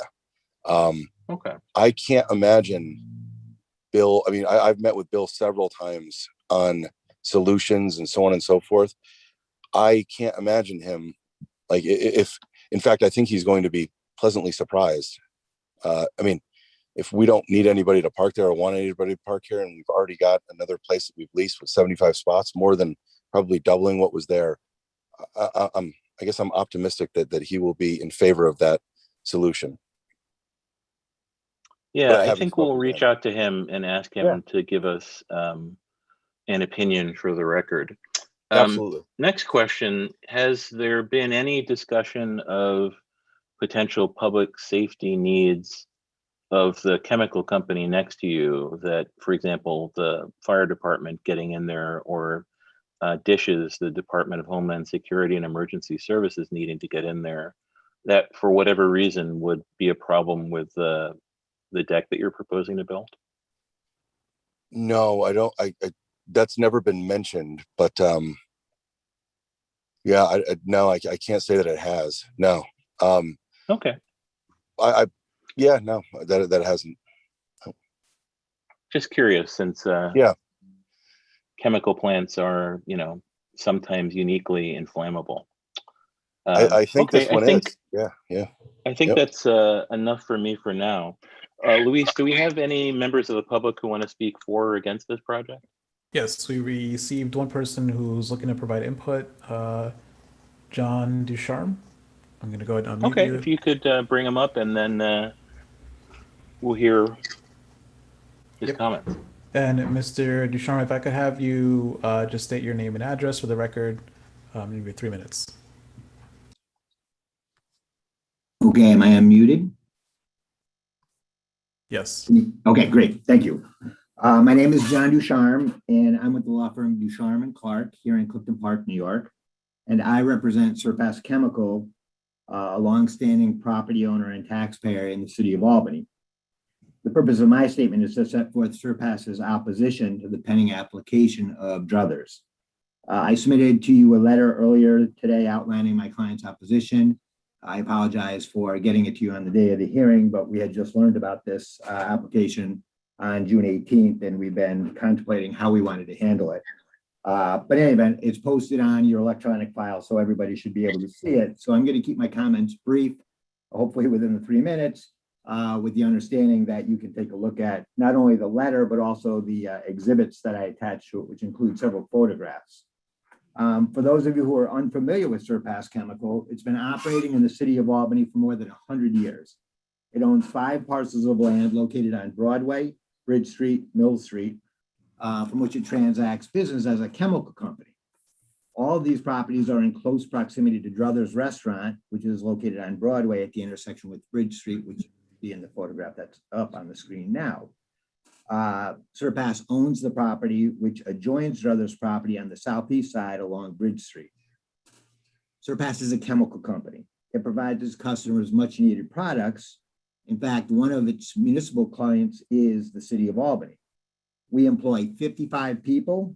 We offer competitive salaries and fringe benefits, and we hopefully help in providing a very nice lifestyle for our employees. Many of the employees live in the neighborhood surrounding Surpass's facilities on Broadway, Bridge Street, and Mill Street. So our number one priority is safety.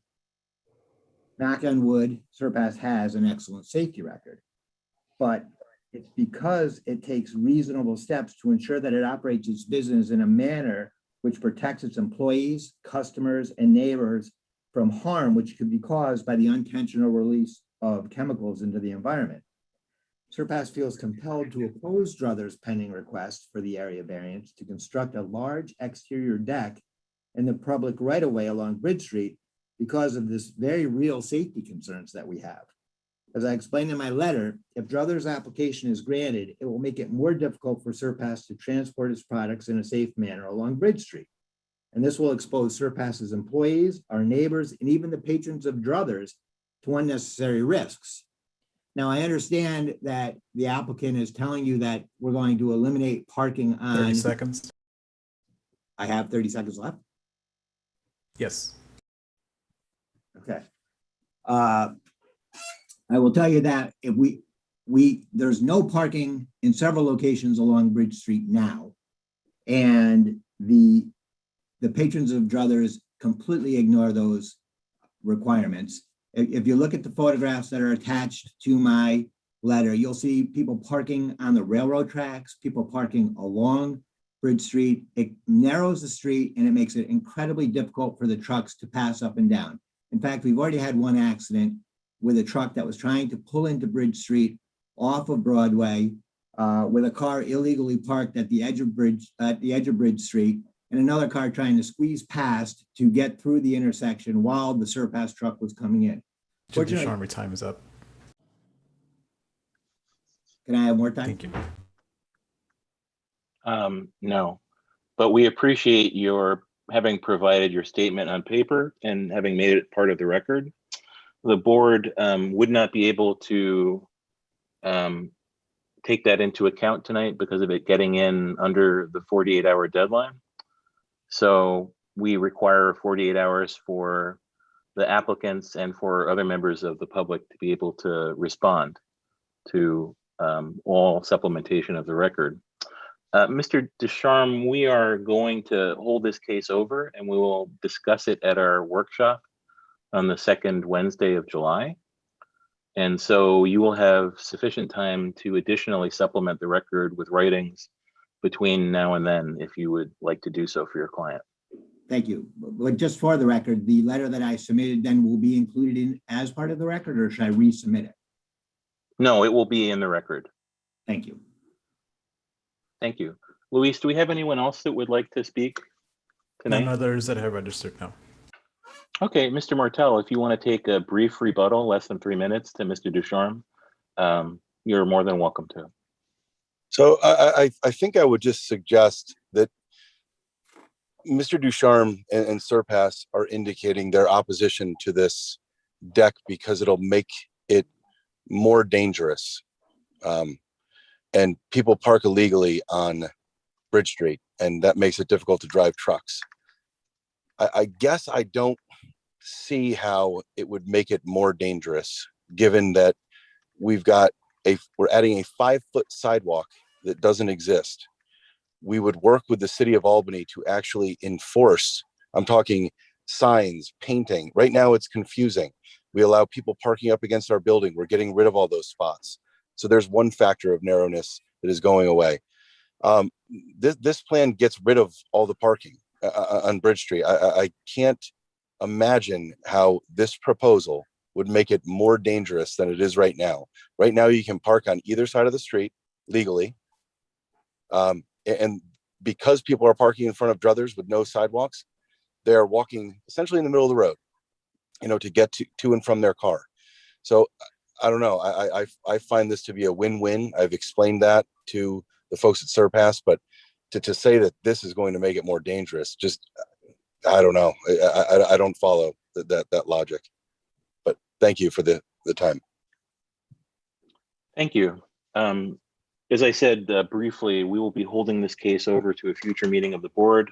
We'll be discussing it at our workshop in July, and it is hoped that we'll be able to come to a conclusion at that point in time. And we welcome supplementation of the record by the applicant or by the neighbor or anyone who lives in the neighborhood who may have an interest in this case. And thank you for coming tonight. Rich, can I ask one more question? Oh, sure, go. Or like raise something to maybe like be addressed, because it seems like this parking, the parking of cars on Bridge Street and the safety is like crucial to some extent to this case. And so I understand the part of like the deck, the idea is that putting the deck where there's currently a mix of legal and illegal parking may remove some of the issue, but I guess I'm wondering what, if anything, would be done to address any other legal parking on Bridge Street. So for example, on the other side of it, seems like, maybe I'm a bit confused, but my understanding is that there's also illegal parking potentially, or maybe it's legal on the other side of the street, on the side on Bridge Street, not in the parking lot, but on the side of the parking lot, both by Drudder clients and by Surpass Chemicals employees and maybe their clients. So I guess, yeah, that's just overall from a safety perspective, what or if anything else that can be done to limit any other illegal parking, not just in the area of the deck, but on the other side of the street and in any other areas of difficulty. Understood, Adriana. And what I had suggested was that we would reach out to Bill Trudeau, who is the traffic safety engineer for the city of Albany, who would tell us if, in his opinion, putting the deck necessitated the removal of all the rest of the parking on the street, if we were intending to grant this variance or some version of this variance. He could then tell us, yes, I think in his expert opinion, whether all the parking has to be removed, and that's just as simple as removing the parking. And then we would then need, or a part of that would then be greater enforcement by the Parking Violations Bureau. So that would be that route. If the traffic safety engineer came in and said, in his opinion, it wasn't necessary, it wasn't mandatory, but that we could condition the grant of the variance upon the removal of parking or some other safety requests and requirements, then we could do that. But I would believe that this is something that would be our deliberations would be improved by getting an opinion by Bill Trudeau and potentially by the fire department. And I guess I'm wondering if there's other things that druthers could do if there is any issues with any parking on the other side of the street, like planters and stuff like that, that make it that basically a car can't park at all in any of the areas on Bridge Street. Like, I don't know if that's currently done or not. It seems like from photos and overview that there's always cars parked kind of a little bit everywhere on Bridge Street. And it's, I do understand that it's not only Drutter's clients. So it's, yeah. I guess just thinking out loud. Thank you. No, and thank you. When we granted the approval to this project, I guess it was 6 or 7 years ago, we obviously did a site visit, and there are parking on the opposite side of the street where literally there are 3 cars that can park. And then there's a space just as big, if not bigger, where no one is supposed to park, and then another 3 cars, and then another no parking space. And as you point out, people frequently park in there. So I think I agree with you that it would be important to have a comprehensive solution to this issue. And hopefully Bill Trudeau and the fire department could tell us what might be important for us to consider. Thank you. Okay, thank you. Luis, you want to bring us to the next case?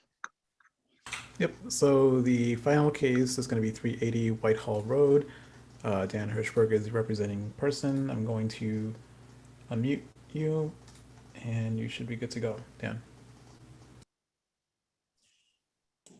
Thank you. Folks can hear me now? Yes, thank you. Thank you, Mr. Chairman, members of the board. Louise, I'm pleased to be here tonight to talk about the 380 Whitehall Road fence variance that we are requesting. I made up a PowerPoint using the new outline. I may have not done it exactly as it's supposed to be used, but if Louise could try to bring that up, maybe we'll talk our way through it.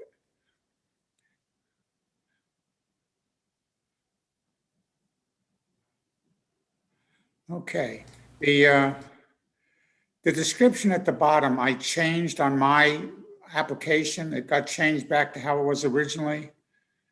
There is no chain link fence. The only thing is the 8-foot tall metal spaced picket fence, which is going in the right of way. I know that was on the original file, but my definition that I put on there was an area variance for proposed security fencing around the lot. The area variance required is to allow an 8-foot fence in the front yard where 4 foot is the maximum height allowed.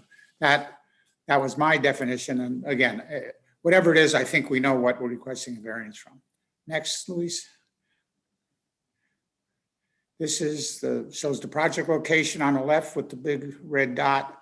On the right is the project location with regard to zoning. And that's clear on the south side of Whitehall Road from South Main Avenue all the way up to the reserve at Whitehall Point, which is the condominium project on a corner of the Scotland Avenue, is all MUCI. And it has community institutions on it. And it's clear that when we talk about community character and stuff, there's another zone directly across the street, 2 other zones directly across the street, which are both residential, which have a different character than those on the south side of Whitehall Road. And the project location is shown on the larger map. Next. And this is from our site plan that we changed previously. And it shows the yellow is the 8-foot high decorative fence. And we have 645 feet of it. And it is shown in yellow. And that's the portion that we need a variance from. Next. This reiterates the standard, and we violate only one of those 2 underlying conditions. We're 8 foot tall, but our opaqueness is like 25% because with the pickets, it's the area occupied by the post, and the pickets themselves is 25% of the area. So we meet the opacity requirement, but we violate, we're more than 4 feet high. Next. This gets back to the character neighborhood I was trying to point out before. The character neighborhood is the institutions on the south side of Whitehall Road that were one of the elements in that. Our institution is one of those institutions. So we think that the main element that most of these institutions share are a wide front lawn, buildings are set back, and landscape area. And I have some pictures on the next couple slides to indicate that. This is B'nai Sholem, the next door neighbor. The building is hidden behind those trees, but that's further back than Beth Abraham Jacob. There's the Holy Wisdom Senior Housing, and that the closest corner in that building is just about the same distance back as is the building on Beth Abraham Jacob. Next. And this is St. Sophia's Greek Orthodox Church that has a lawn, but it also has a driveway in front of it with that building set back. As is a portion of the Albany, City Albert Albany Jewish Community Center. A portion a little bit closer, that closer area that you see there is the daycare wing. The main building is further back. But what I'm trying to point out here is that the character of the neighborhood is really based upon these conditions that you see here. Next, Luis. So is it consistent with the surrounding properties? It's consistent with the surrounding properties up and down our street by the main thing that we think emphasize the character of those surrounding properties. The congregation Beth Abraham has a wide and deep lawn, and by setting the fence 40 foot back from the sidewalk on Whitehall Road, and then 96 feet back from South Manning Boulevard Extension, which is also called on some maps Whitehall Court, the fence does not intrude onto the pattern of viewscapes established by the other institutions. So that's why we think that we're consistent with the character of the neighborhood. Next. Next issue is, can we meet the demand, the security demand by other methods? Hedges have been considered, and I have some photos on the next section. Arborvitae can make a very dense hedge, especially if you double or triple them. They can make a very dense shed, but they wouldn't deter access by an individual willing to walk through them. They don't really help stop that. Thorn deciduous shrubs like barberry or blackberry are the two that are used in our area sometimes. Barberry has been declared an invasive species, so we can't really plant that. And blackthorn on the next slide, it doesn't have a very orderly appearance, but it will be difficult to maintain. And it could be breached by an individual property dressed in gloves or thick jackets. Honey locust mentioned as an alternate. The honey locust, the only honey locust I know is a deciduous tree. Many cultivars do have sharp thorns, but it wouldn't be close enough to deter intruders. Next slide has these things shown in here. The honey locust is used at cattle ranches, which is a picture on the right. That's a barrier, and I think the cattle are on the opposite side of that row of. It's actually a triple row of honey locust, but on this side they're pruned up higher. On the other side they're pruned down lower, and it serves as a barrier to deter the movement by cattle, but it obviously wouldn't deter the movement by an individual. Next. Main consideration alternatives was a fence of less height, and that we took our guidance from a couple of different sections. There's the Unified Facilities Criteria. That's that document that's shown on the left, which says essentially you have to have a minimum fabric of 7 feet high, and the fence height, including outriggers, must be a minimum of 8 feet high. And that's to provide a secure facility in the federal government's idea. This stuff was repeated on a FEMA document, which was meant for use by institutions. Unfortunately, is protected. I was given a copy of it by somebody who had the right to give it to me. But then when I tried to reproduce anything from it, it was locked out. Well, the only thing I was able to reproduce is the cover, but that's a document which reiterates just about the identical restrictions that are put in the UFC document. Next.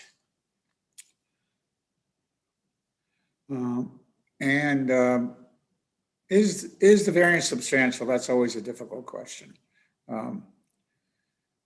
The applicant has already taken some steps that require a substantial level of security, but not the level of security that is required. They've installed new doors and access control system. They added additional cameras to an existing system, recently installed additional exterior lighting, coated their windows. And if you take a look at their facade, there's a bunch of windows that look out on Whitehall Road.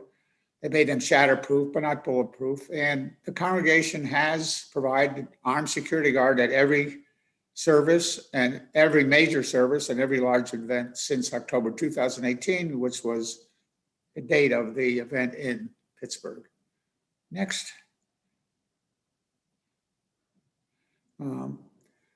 And I'll grant you that numerically, 100% increase in height from 4 foot to 8 foot is substantial numerical increase.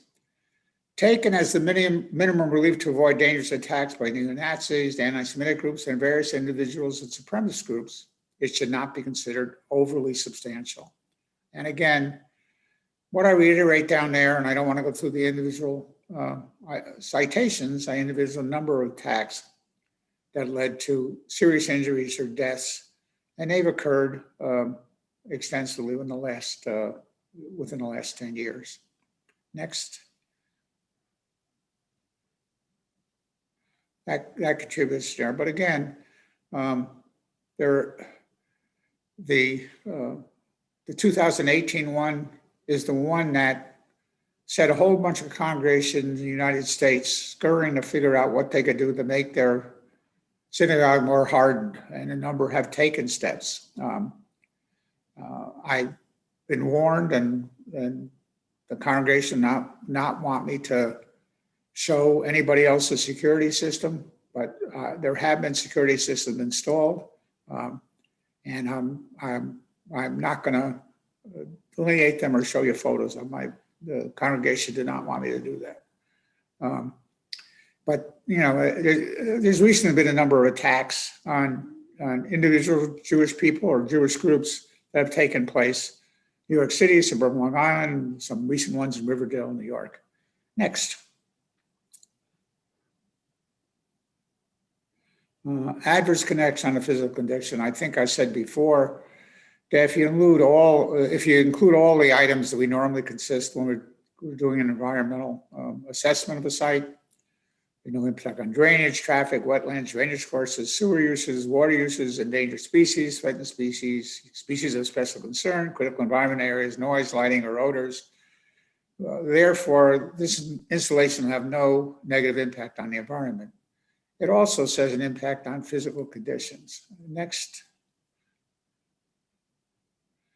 So I'm talking about physical conditions. There are a couple of physical conditions where the one on the left is the city, when they redid Whitehall Road, built a large stormwater detention basin. They surrounded it with a 6-foot high chain link fence right on the property line. That's right on the property line, about 8 or 9 feet behind the sidewalk. And across the street, there's a 100% opaque drawing, which is also technically in the front yards. It's just in front of that prolongation of that house. Next. Self-created. The applicant says this is definitely self-created because they knew that there was restriction on fences when they bought it, even before USDO was in place.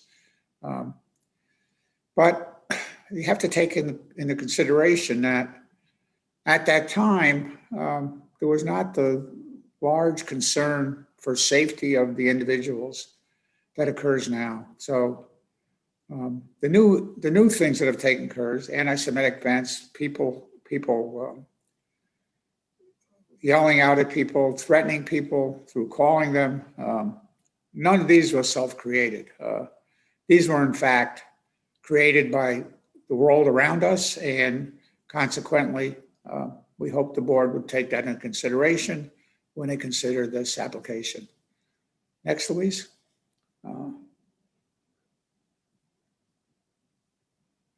These are some things I showed before. There were a number of events that occurred here, a number that were luckily false alarms. But the difference between a false alarm and a real disaster is very small. If somebody took the effort of calling someplace and threatening that a bomb is there, the next time they may actually get a bomb there and not even call. And there's so many ways for people to do damage. Bombs or semi-automatic or automatic weapons or knives. There are a whole bunch of people that are threatened with, and being open to the public getting into that building is a major concern. Next. This is the additional information. This is a photographic representation of the fence and the brick pillars at the entrance. There's significant lawn in front of it. We don't think it impacts the character of the neighborhood. Next, Louise. I think we got another slide. You requested some evidence that the City of Albany Police recalls or incidents. We hope that a representative from the City of Albany Police Department will get you something. And I did submit for the record. Now, I know it didn't come 48 hours before the meeting, but I did submit for the record a letter from Assemblyperson Kathy Fay and Assemblyperson John McDonald, who support the project. And what do other synagogues do? The temple asked me not to give you specifics, but I can tell you that access control is universally used. They put in methods of controlling access, different methods of getting the people's identification before they're admitted, and cameras and exterior lighting have been increased based upon recent attacks. But beyond that, I was directed not to give you any specific details from other congregations in our area. And I think that's it. Prepare to answer any questions which the board may have. Thank you, Mr. Hirschberg. Are there any further questions from the board?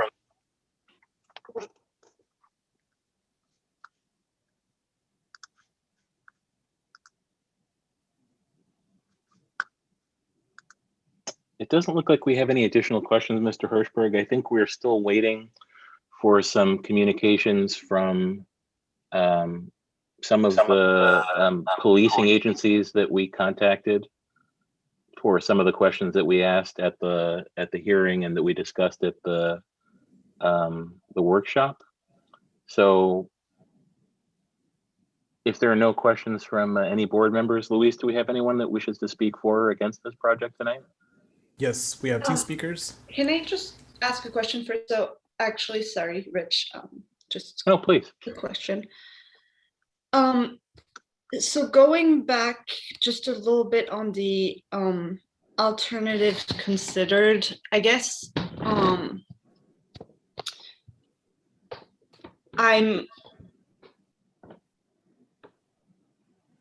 wondering, it seems like there's a statement, or at least that's my opinion, and I just want to make sure to be corrected if that's not accurate, but that there's a statement being made by the applicants that hedges or some plants would not deter invasion of the sites as much as a fence. And I guess I wonder if that can be substantiated by like.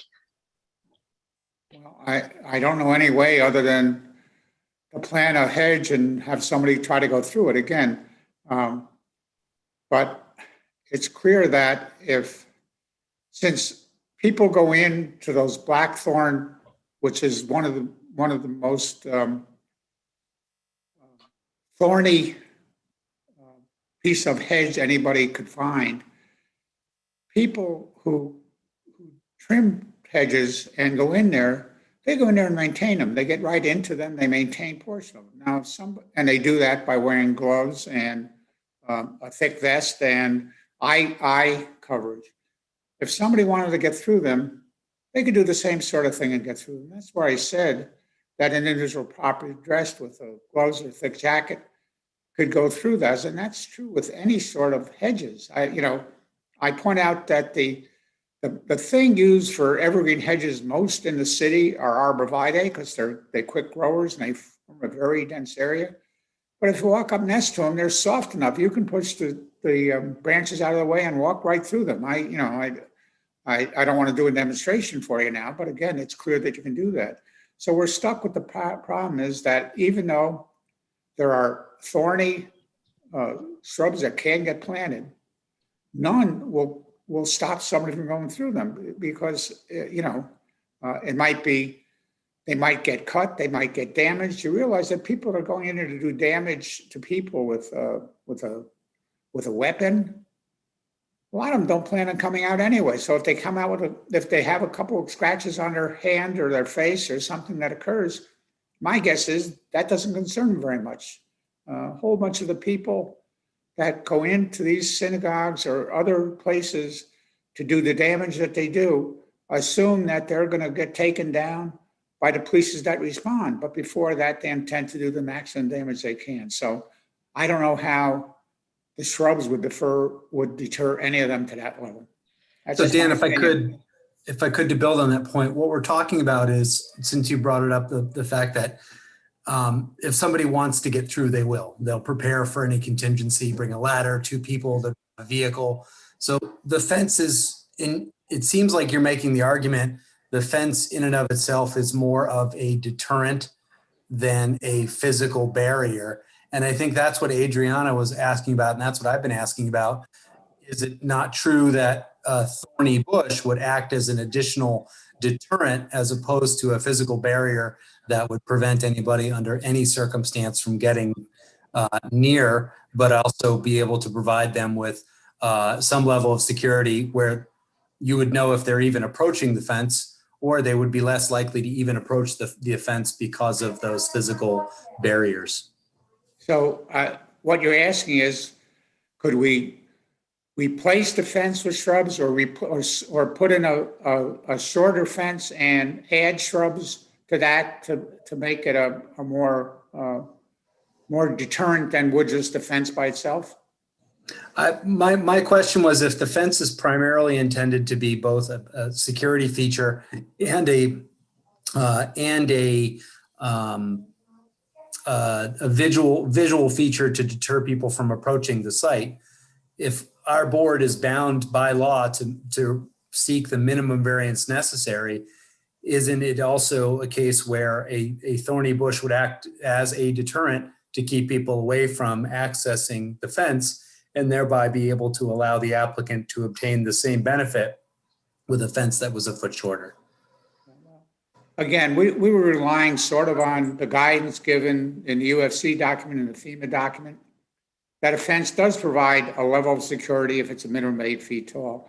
Again, it doesn't mean that somebody couldn't take a big truck, go over the curb of Whitehall Road and break through that fence and do their damage. But it's a deterrent for individuals to have to find methods of getting around our security. Mr. Hirschberg, I think I understand what you're saying and what Adriana and Martin are saying. And I'll refer back to the testimony that was provided at the previous appearance of this case by the applicant and by some of the individuals and the rabbi who accompanied the temple. So the statement was made at that time that the purpose of an 8-foot fence was to institute part of a piece of defense in depth strategy, and that it was understood that people would be able to get over that fence if they wanted to.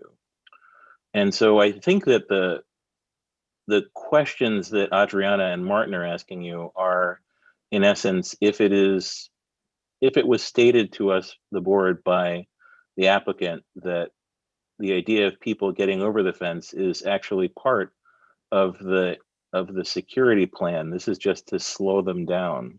Why wouldn't a sequence of overlapping thorny, painful, or however, obstructive shrubs do something similar? And I think that's something that you may want to respond to for us to talk about at the workshop. I know you're not prepared to answer that question now, but it was fairly obvious to me that the congregation had given a lot of thought to this and would be able to respond, I think, with some clarity for that question that's up in the air right now. Thank you. We're prepared to respond to you. Thank you. Do we have any further questions before Thanks. we go back to our multiple public commenters? Thank you, Richard. That was a good clarification of my question. And Martin, thanks. Awesome. I listened to you. We're supposed to. And we'll have more questions, no doubt. Luis, you want to give you said there were two people that wanted to speak? Yes. The first Okay. person on the list is Jack Rosenbaum. And I'm going to go ahead and unmute you. If you could state your address for the record, please, and you have 3 minutes.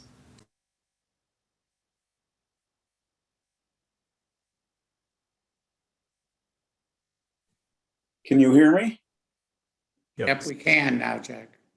Okay. I wasn't prepared to respond this way, but what I just heard was a couple of the board members trying to explain why they think shrubs are a deterrent.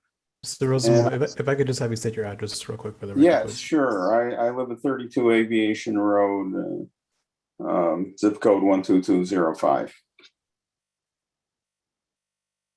Okay. Please continue. Yes. Thank you. Yeah. So we don't know of any institution that uses shrubs as a deterrent. Fences are what's recommended by FEMA, as Dan Hirschberg pointed out. So we really don't consider that a logical or adequate means to deter individuals. The purpose is not just to deter them, but if someone comes to the property and wants access, it would give our security people time to determine whether or not these people should be admitted onto the property. So you can't quite do that with shrubs, and it really, in my opinion, is not an adequate way to stop anybody. The purpose of installing the fence is something like an insurance policy.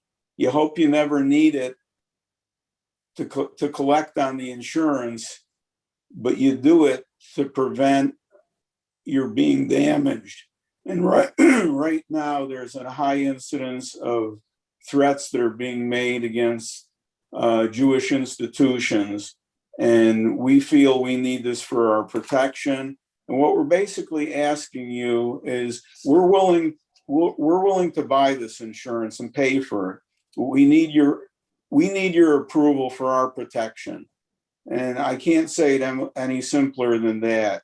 We need to be protected, and we're trying to protect ourselves, but we don't seem to have made that impression on you. So I'm respectfully asking you again to consider our safety.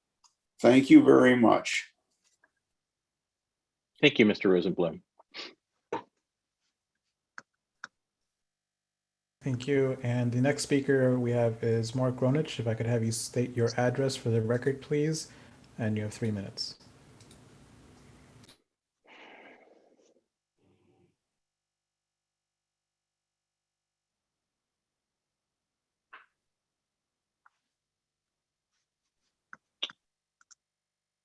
Mr. Gronich, I think you're on mute.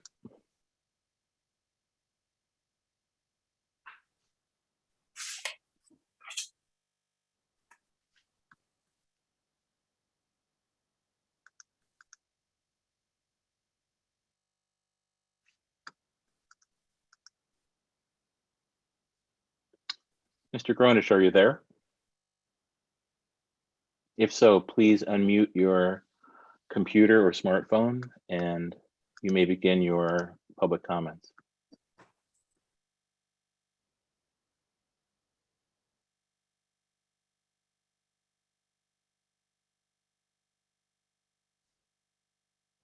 Do you have his phone number to text him, Luis? Yeah, I can do that. It looks like Yeah. it looks like he has his hand raised. Yeah, the hand was raised earlier during the presentation. I don't think it was recently.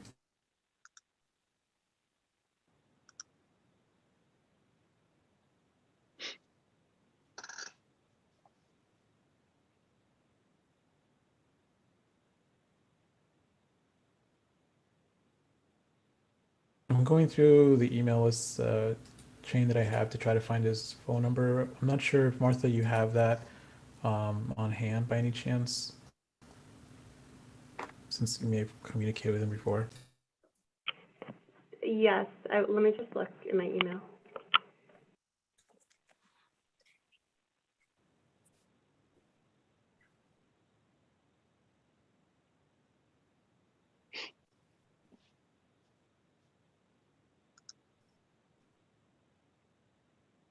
I just found it. I'll be reaching out shortly here. Give me 1 second.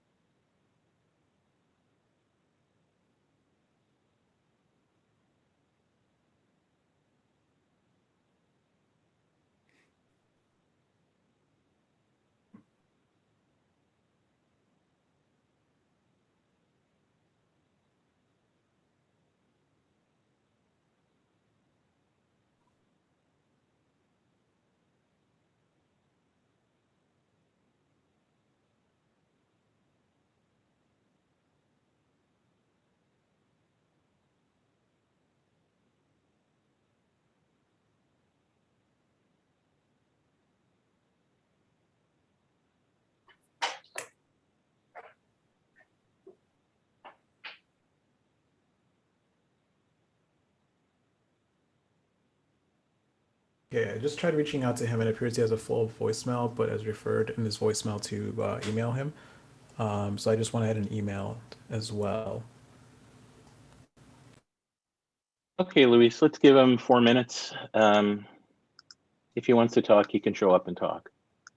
But I'm going to close the record in this hearing at 8:20. Chairman, could I, not that I have to do any rebuttal, I'd just like to review a couple items. I used the new format that you had there. I don't know whether or not it was used as it was supposed to be used. So any comment that Louise or the members of the board had how to better present it, I'd appreciate that. And the second issue, to identify what we're looking for before your next workshop meeting.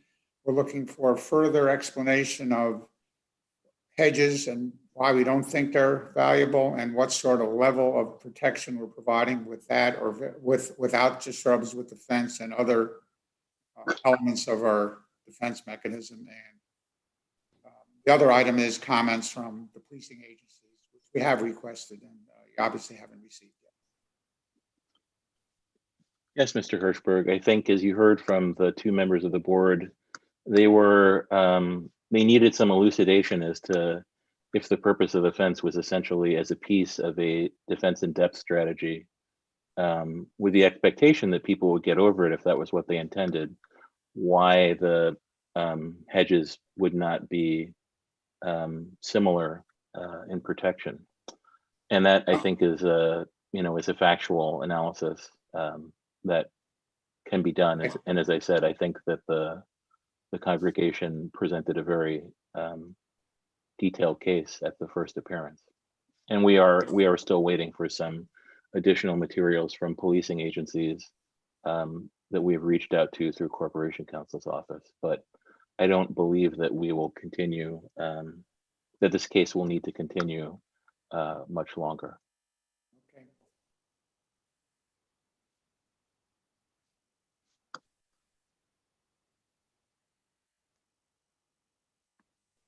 Luis, while we're waiting for Mr. Gronish, let's go off the record from 8:18, which is now, to 8:20. Richard? Oh, I'm so sorry. Richard, I tried Mark on his cell phone. His computer is frozen.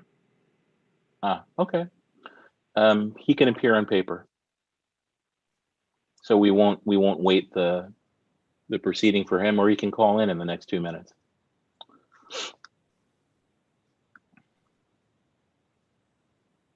So is he, Martha asserted that if there are he would like to comments. still be heard? So he said he has his remarks recorded, again, audio recording. Okay. Oh, yes. Okay, okay, so can he submit an audio recording to us? Yes, we've received audio recordings in the past, although we didn't, although it was put in the record, we didn't use that audio recording because it was a rap song. Can I just play it now? Oh, Mark, why don't you, if you're actually on the phone, why don't you talk to us? Yeah, okay. All right, let me just,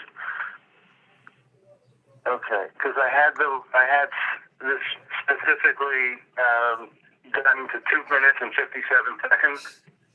And I just wanted Don't worry, to, we'll cut you off at 3 minutes, Mark. All right, here. All right. So it's Mark Ronich, 15 Boylston Drive, 12054. Thank you. Please go ahead. Okay.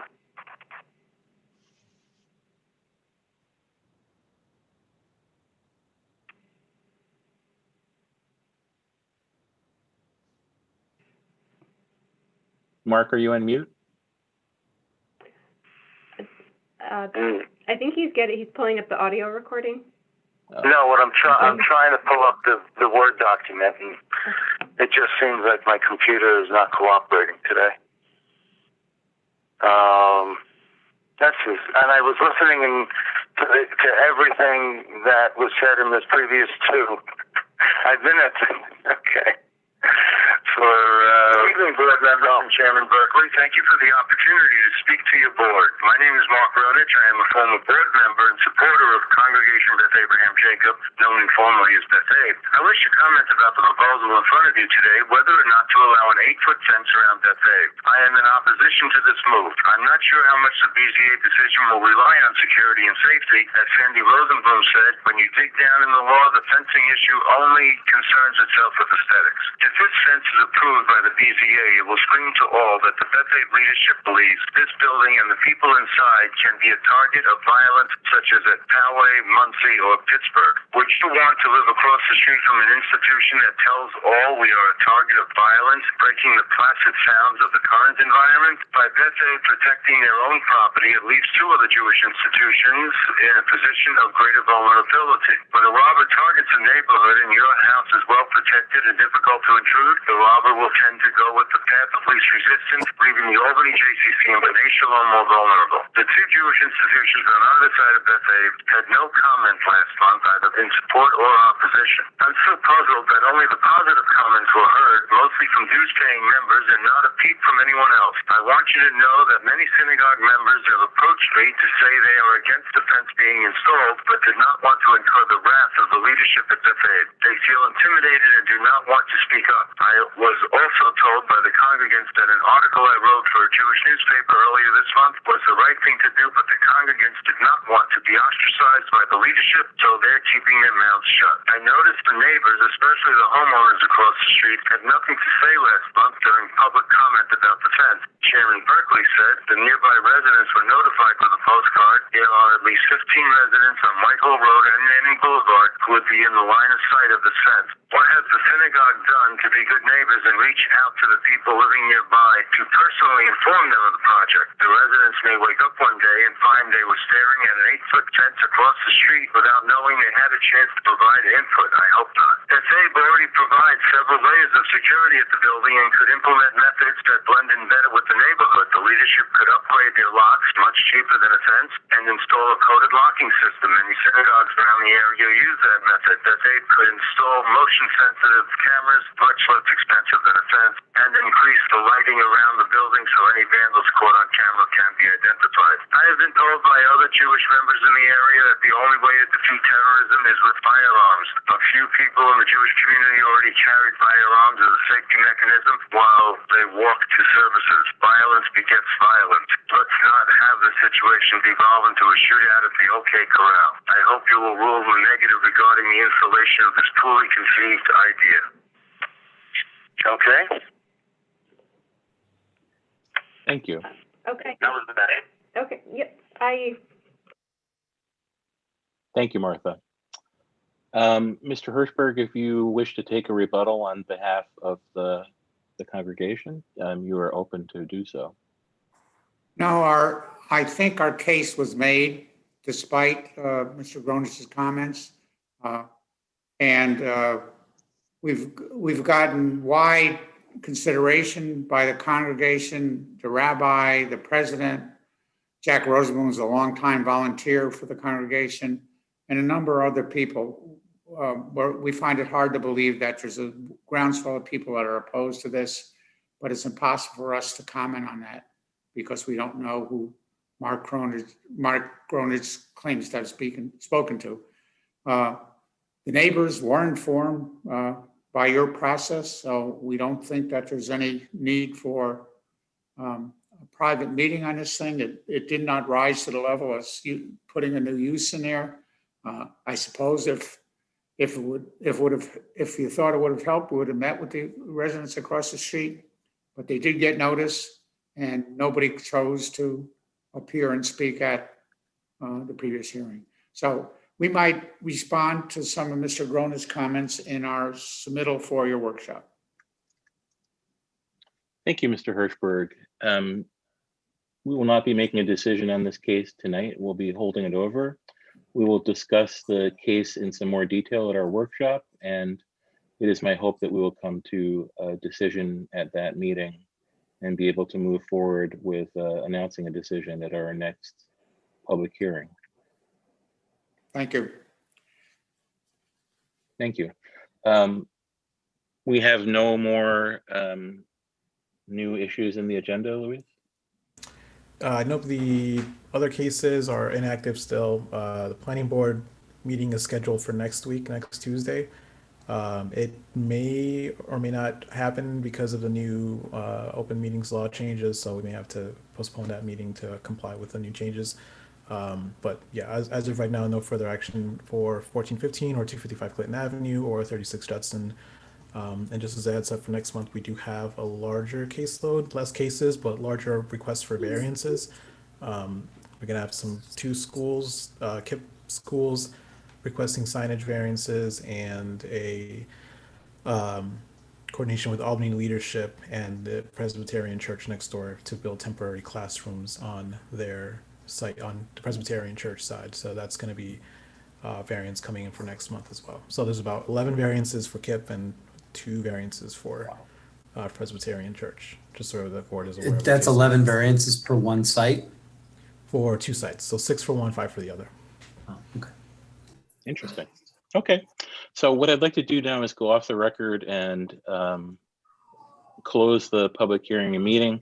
I'd like the board to stick around for a minute. We're not going to take any official action, so this will not be any problem with the open meetings laws. I just want to ask you all in a moment to think about the question of returning to in-person meetings. So what I'd like to do, Luis, is we have 8:28 p.m. and I'd like to close the public meeting and public hearing of the Albany Zoning Board of June 23rd, 2021. All right. So members of